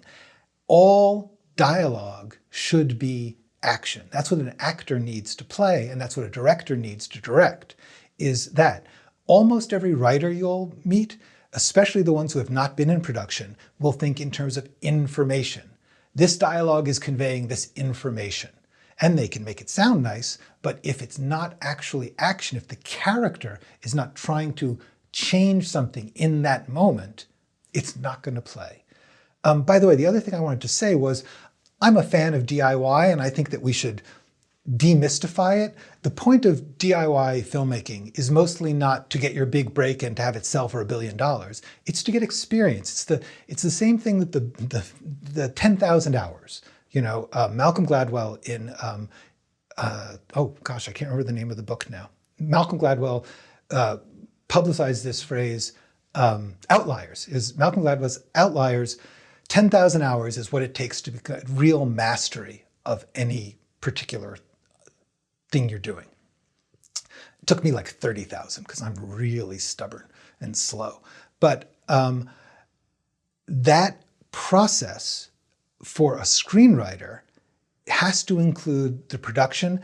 And what happened was the indie industry blew up in the 80s and 90s over somebody makes a $3,000 movie and it sells $1 billion and they're great for the rest of their career. And so everyone started making movies for that aim. For every one of those that was huge, there were thousands that lost all their money. And the important thing to know about DIY is you're going to lose all your money.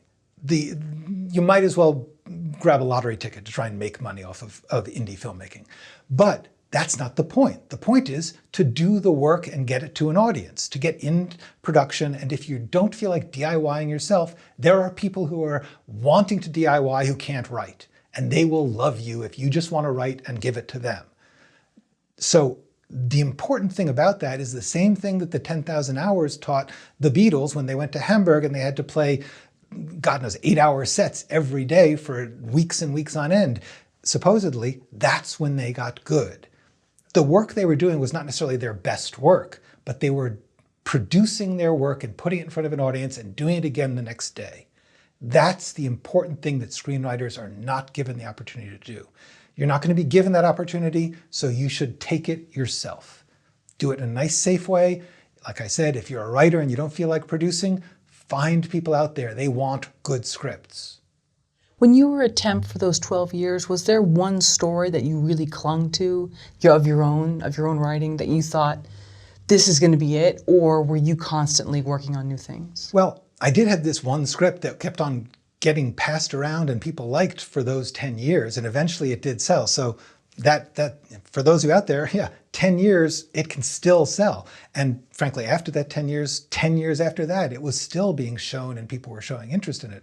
So that's one of the important things that you should remember. When you write something and you're thinking, this will be my break, it might be your break in the sense that people recognize your talent through it and they never make that, but it becomes, quote, a show script. That's a perfectly valuable thing. I got a lot of show scripts. I thought they were going to be big hits. I thought they were going to make me a fortune, but they were just something that somebody read and said, wow, you're a good writer. Why don't you write this thing that I think will make money? That's still a valid reason to write a script, and the script still exists. You know, somebody doesn't buy it. It's not like it gets burned. Somebody else later on might like it. I'm wondering if we can critique some dialogue of a scene I've written.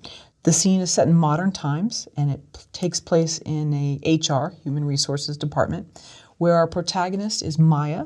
She's a single mom in her mid-30s. She works as an administrative assistant.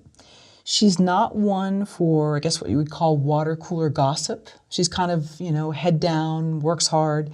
Some of the other employees don't like her, but she kind of tunes it out.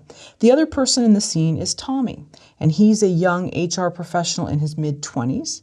He landed the job out of college, and he's been promoted as he's a diligent worker and committed to seeing the company run smoothly.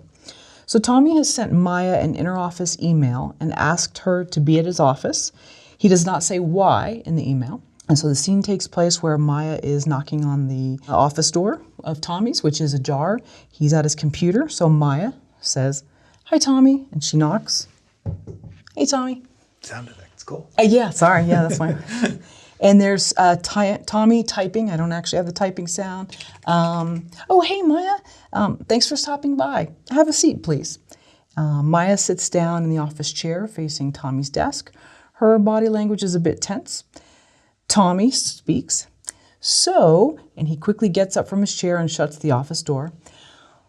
"Okay, Maya, thanks again for being here. Listen," Tommy pauses to reflect. Maya leans in. "Everything good?"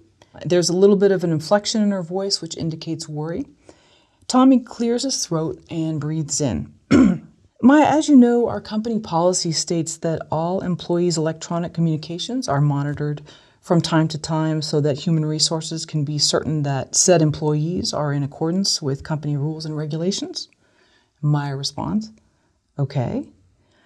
Tommy, "From October 25th, Maya, to January 25th, our IT department noted that within this span of time, you had spent an excessive amount of time on non-work-related websites during your agreed upon hours of employment with us using a company computer, which is located at your desk." And Maya interrupts Tommy. "Wait, what? What are you talking about?"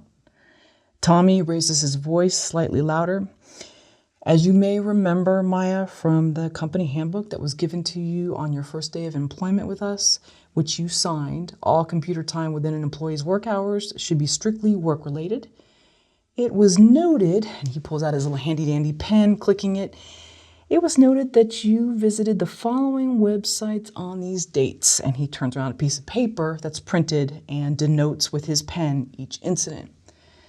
Maya looks at the paper in disbelief, and she sees on the paper a timestamp, a URL of the alleged website, the make, model, and operating system of her work computer. Scanning the paper and shaking her head, she kind of exclaims, I don't even have an account on this social media site, and I've never been to this blog. I don't know what this is." Tommy exhales and pauses. "Therefore, Maya, in violation of company policy, we're really sorry, but we're going to have to let you go." Maya responds, "Okay, wait, stop. I noticed the other day there was a login page to my computer and the username was someone else's. I don't go to these websites. I don't even go to these websites on my off hours. So what are you talking about?" Gets defensive. Tommy interrupting, "Maya, your check has been prepared. We will pay you through 5 p.m. today.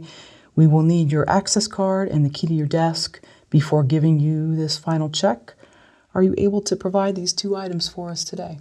And so that's the dialogue. You want me to work? Yeah, please. Okay, please, okay. let's do that. Okay. Cool, by the way. Oh, thanks. Fun. Yeah.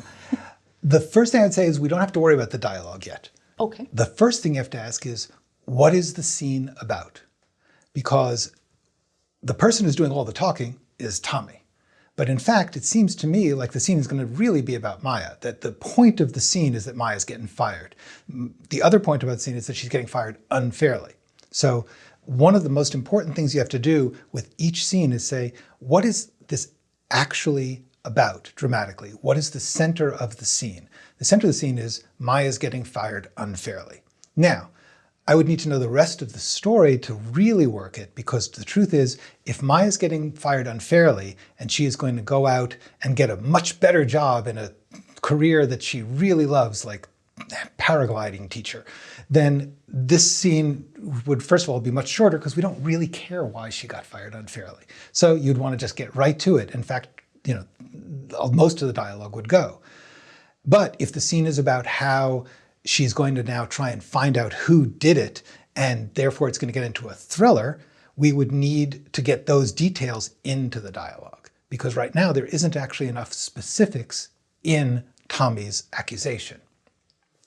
So the first thing you need to do is decide what the scene is about. Is it about Maya being motivated to investigate, Maya being motivated to change her life? So we're talking about a bigger question, which is, what's your story about? The scene is part of the story. You have to know what the story is about, then you can know what the scene is about. The scene is always about an action. Currently, the only person taking an action in that scene is Tommy. Maya doesn't do anything except sit down. And so one of the things I would say is if it's Maya's story, which seems like it was from the content of the scene, you would want to give her some action. It could be begging. It could be insisting that she be given a hearing. It could be trying to explain it. It could be turning on Tommy and saying why he thinks he's really doing it. There's a lot of possible scenes which give Maya an important action. Because really what we want to know is, what's Maya going to come out of this? It could be that Maya's crushed and we're going to see her be miserable for a long time before she discovers paragliding teacher. So the dialogue, it only matters in the sense that it reflects what the character is trying to accomplish and what we are trying to tell in terms of story for the character. So that's the first thing, is dialogue comes last. The next thing about the dialogue, though, I would say is you can be a lot shorter. When she walked in, just as a dialogue lesson, I would say, he comes in and says, Maya, sit down. And then he says, names the websites. And the type of website, the specific information would tell us a lot about what this story is about, assuming it is the investigation. Or it's just, he says, sit down, linens are us, vacations unlimited, and whatever it is, we're finding out about the person who did log in. And it's also just more interesting dialogue if he just starts reciting these weird things. Or outrageous, porn sites or whatever it is, terrorist sites. She's going to be like, I don't understand, like she is, but then she's going to say, I saw Freddie at my desk, or someone was at my desk and you know that only so-and-so has a key because they're my superior. Whatever it is, you're going to be explaining the situation that sets up the rest of the scene, and the rest of the business terminology that was in the scene should go. Unless it is possible to make it a wonderfully suspenseful scene in which Tommy is just blathering on with corporate doublespeak, and we're getting tenser and tenser trying to find out what's he getting to. But then you would build the scene a little differently. His speech would be more Tarantino-y, in which he's playing little mind games with her as he does it. So it's not impossible. It's not like there's only one way to write a scene. You can play this scene with that kind of long speech from Tommy, but then Tommy's got to have a reason that he's doing it. The actual corporate liability, not that important. I can keep going, but I probably should stop there. No, I love it. So I think the first thing then I need to determine, what is it that's going to happen to Maya from this story? What's the story? Then what's the scene? Because the scene only exists within a story. And with the story, it's always going to be, for me, the same 6 questions. Who is it about? What do they want? Why can't they get it? What do they do about that? Why doesn't that work? What is the end? And if you think about it in this case, it's like, well, who is it about? It's about Maya or Tommy. Or maybe it's about someone else, about somebody that, who takes Maya's job. And this whole scene should just be, Maya, you're fired. But let's assume the scene's about Maya. So who is it about? Maya. What does she want? Does she want to keep this job, or does she want to get a better life? Once you've made that, what's the obstacle? The obstacle of keeping the job is she got fired unfairly. The obstacle of the new life is she wasn't prepared for this. She's broke. What does she do about that? If she wants the job back, she has to find out who did this, or find out what Tommy's up to, or she would take those actions. Always asking, what is the story about? And the story is going to be about a character wanting something. And so the story is about, she needs this job, she has this son, and she's kind of been left to pay a bunch of bills, and money's tight for her, and she doesn't like this job, but she really needs it. That's part of the story. I guess there has to be more of what is going to happen to her life. Well, then you have to decide, in a big picture, what story do I want to tell? Do I want to tell the story of someone who takes on the corporate bad guys? Is it about someone who stumbles on a sinister plot? Is it someone, whatever kind of story you want to tell is really going to make that determination. What kind of story do you like? If you like the sinister plot story, or if you like she's going to team up with a whole bunch of other people who are unfairly fired and create their own company. There's all sorts of, it could be the start of a comedy, or it could be the start of a thriller. Right. And so with the dialogue, it should be much more to the point. Don't worry about the corporate doublespeak unless I was really going to do this crazy sort of Tarantino-esque. In theory, less is more on dialogue, but not always. Some great long scenes exist. It just had better be worth it. It better be something that is creating some set piece moment where something extraordinary is happening, not just a big turning point, but we're getting a sense of the style of these characters in this movie that's going to be all about mind games or all about taking down Tommy because he's such an ass. Right, like Glengarry Glen Ross. Exactly. Those long scenes and shows these salesmen and kind of like what their style was and different things. Right, and so this is not that. I don't think that there's really any absolute rule like keep dialogue short, although in general, keep things short because we like to move along. But truthfully, it's more a matter of finding the model that you are trying to be like. If you're saying, yes, I want to have a really dialogue-heavy, intricate character-based drama, then keeping it short is not always to your advantage. It depends. You just have to make certain choices. Everything is a choice, and every choice has a price. You have to decide what type of thing you're trying to do, make the choice to do that, and then you build every other thing based on those choices. How many times have you been hired by a Hollywood studio or producer where they did not require you to outline for writing a script? That's sort of tricky because I would never not outline. So therefore, whether they required it or not, I was going to do it. The interesting thing is whether or not they understood how much work an outline is. Because the truth is, very often, in order to figure out the solutions to a story, to make the choices of a story, because that's really what figuring out the solutions is saying, it's going to be a story about this, it's going to be a story where this is the central action. That's the outlining process. And that's very, very difficult. That can take as harder work than writing the script. And so everyone is always asking you to essentially do that work before they decide whether they're going to hire you. Although things have changed a little bit, but truthfully, most people assume that an outline is very short and they did them in school, so it's not a big deal. But an outline is really the main work of screenwriting. And it can take twice as long as writing the script itself. If you've got a good outline, you can write a script and it will go pretty quickly. Figuring out all the possible shapes and choices of an outline, that's brutally hard. So the answer is, I would never take on a job that I hadn't at least roughly outlined because I wouldn't know that I could solve it. Do people ask you to do outlines for free? Yes. Should you do it for free? No. It depends on where you are in your career and what it's worth to you. If you want the experience of doing the outline and you want to gain their trust, but don't do something you're going to regret for free. I think that would be my advice on that. The other thing is features and shows are very different. In shows, the outline, breaking the story, is a required step for the company. It's also usually not done alone. You don't usually send one person off to do it, although sometimes you do. Depends on the showrunner. But outlining a show is literally part of the job. Like you go into the room and you start by breaking the story. So nobody would ask you to do that without being paid because you're already on the job. Do you have a proven style of outlining that has worked for you the most?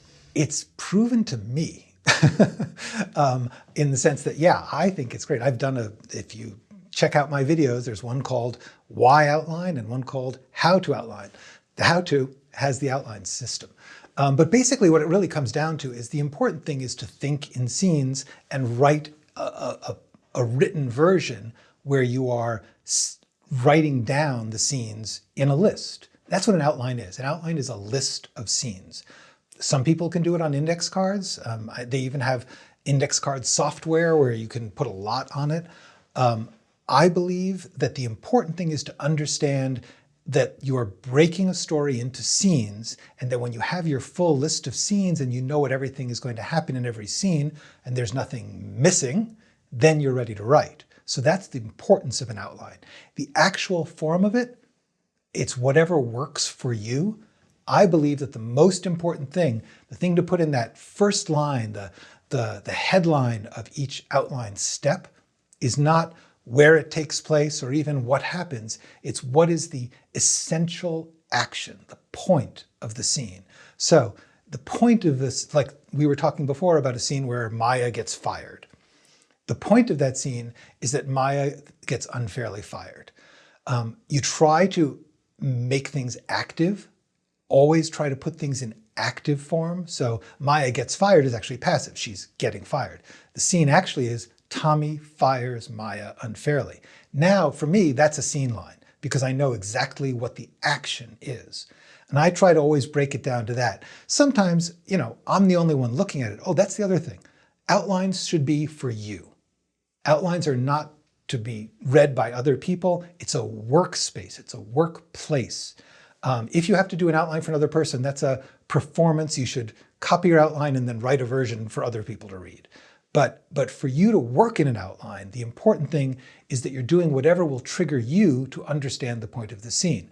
Sometimes I know a scene so well that I'll just write, Joe drives to Dallas. Now, I know that during the course of that he has to have a breakdown, but it doesn't matter, I know what that means. But really the scene is Joe has a breakdown while driving to Dallas. The important thing is the central action of the scene. And while there may be many steps in any scene, there's usually one thing more than anything else that scene is about, and that's the point of the outline. Then for me, underneath it, I'll put everything I can think of. I'll write dialogue in my outline. I'll do whatever I can because I can always just cut and paste it out later. But that space under the headline is where you can ask yourself questions. And I write them in a different color. I write, why is Joe having a breakdown? How do we know that Joe is having a breakdown? And then I'll answer it. And I'll describe, maybe I'll say like he crumples up his hamburger and smashes it into the rearview mirror. Whatever it is, I'm trying to get everything I can into the outline so that I will know what it is when I write the scene. Those outline descriptions can be very long. They can be arguments with myself. The most important thing to do, though, is break everything into a scene. There's nothing that is going to go into your script that isn't in a scene. So the whole point of an outline is to get you to remember, if I don't have a scene where that happens, if I don't have a scene where that subject is raised or that feeling occurs, it's not going to be in the story. How common is it for you to write backwards? I always believe everyone should write backwards, but by that I do not mean you actually start in the last scene and write backwards. I mean, know the ending. That's really what write backwards means. Write backwards is a crucial thing because until you know the ending, you don't actually know what your story is about. For instance, if you're telling a story in which someone is trying to save their sister from lions, then whether or not they actually do save their sister and how they do they do it by overcoming their fear of lions, or do they do it by learning lion language and telling the lions to stop? That's going to be what the story's about. And until you know that last thing, the thing that resolves the tension, you don't really know how to write anything else. So work backwards really means know your ending. Once you know the ending, everything else makes sense in a different way because you know that it's an obstacle towards that or a step towards that. When you were asked to take out that core part of the one script, did you go back to your outline and you saw it there? I don't know if it was like the midpoint or where it was, and then try to rearrange. Like how did, when you went to that, what was your reaction to seeing that? Actually, I totally failed on the first time I had to do this, so I'll tell you about the second time when I succeeded at it. But the important thing is if you're taking out the core of a story, if you're taking out the essential center of the story, it's not going to be in one place. The horrible thing, the reason that you can't do it is because it's in every scene. in that every single action the person's taking is about a thing. And if they say, let's not do that thing, then you're really in trouble because you have to rewrite everything. And worse than rewrite everything, you don't have any reason to do the other thing. So you don't just tear it out, you have to replace it. I was working on a thriller. It was about a schizophrenic woman living in New York. She had just been released from a mental hospital, and she's living in a crappy, poor apartment in Hell's Kitchen, and the woman next door to her is having an affair with a police officer, a street cop. And they have an argument, the lovers have an argument, and during the argument, the woman grabs the cop's gun, it goes off while he's trying to get it back, and he kills her. The schizophrenic woman hears all this through the wall and tries to leave. And when she does, the cop sees her. And the rest of the thriller is what's going to happen about that.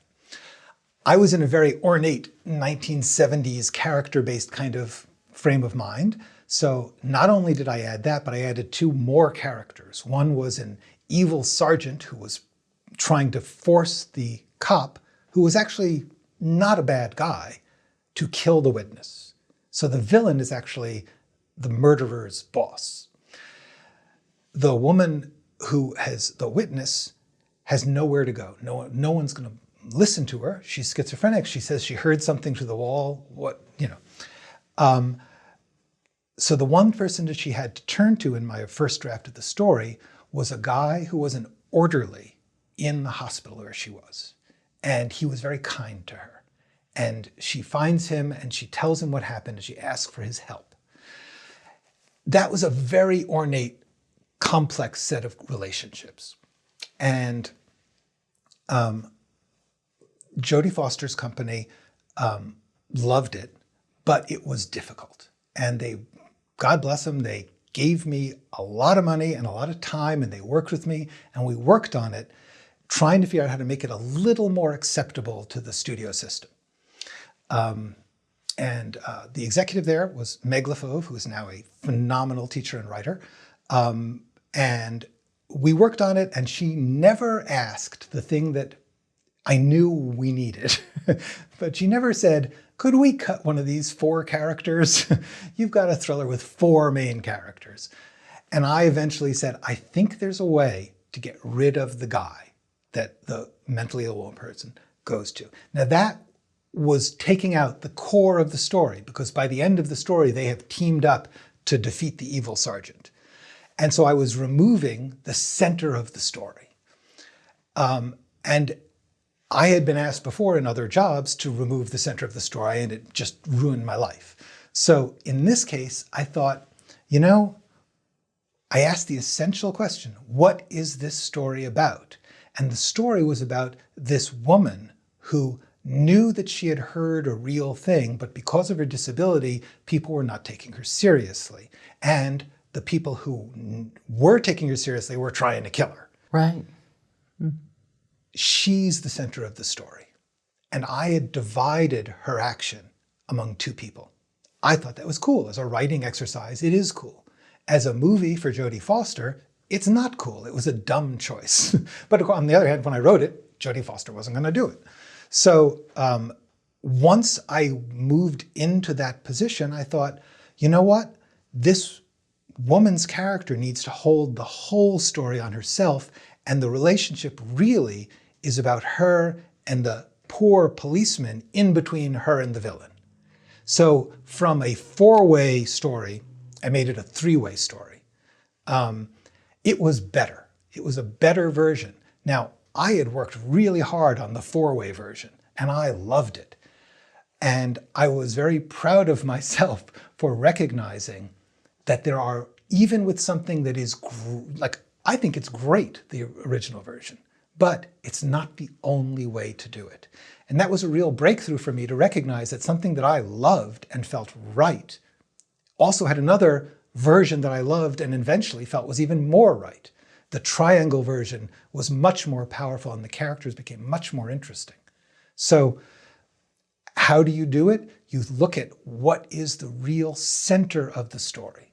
The center of the story was this woman that because of her disability had very limited ability to defend herself or get help, and how she found the resources of communicating with people to solve that problem. Did the film ever get made with another? Alas, no, it didn't. And they tried so hard. They were wonderful. They did, but it was just a really hard project at a really hard time. And there's a lot of times when you don't get all the pieces together. And if you follow the trades, you'll often see this happening, where a passion project for someone, but it requires to get the right alignment of stars and financing, and all these other things have to come together, and everyone has to believe in it for all their own reasons. It's frankly astonishing that anything gets made at all. I would watch that movie. Me too. Yeah, yeah. That's powerful. Yeah. But the answer is, how do you remove the center of your story? And the answer is, you look for where it is in the story, and you'll usually find it's not the thing you're clinging to, because the thing you're clinging to is clearly making people uncomfortable. And if enough people are telling you something is not working for them, you have to come to a choosing point. You have to say, I want it to work for me and I don't care about anybody else. But if a lot of people are saying, I really love this, but it's not working in this way, you have to think about, is there something about that you can rethink? The other thing is, sometimes you have to remove the heart of your story, and then you better just replace it. Find a new heart, find a new core to the story that works well, and the story will keep living. Wow, that was like so metaphorically well turned. Yeah. With this story, was the schizophrenic woman, was it her journey out of the hospital into, quote, normalized life, or was it also getting people to regard her as... That was actually one of the big problems. It was very important to me to fairly portray what often is not shown in movies. Most movies are like, well, if they could just get sympathy, they'd be cured. And the reality of her illness was that she was not going to get all over it with an insight. She had a serious mental illness, and the question was, how can she communicate and gain others' trust and learn to trust them in order to get help? And so one of the hardest things was, essentially, a lot of people wanted it to become a story about someone who's a neglected action hero. And that's not what the company wanted. You know, they really respected the point of the script, and it's certainly not what I intended. I wanted to try and talk about what it's like to have a mental illness and need to work with it.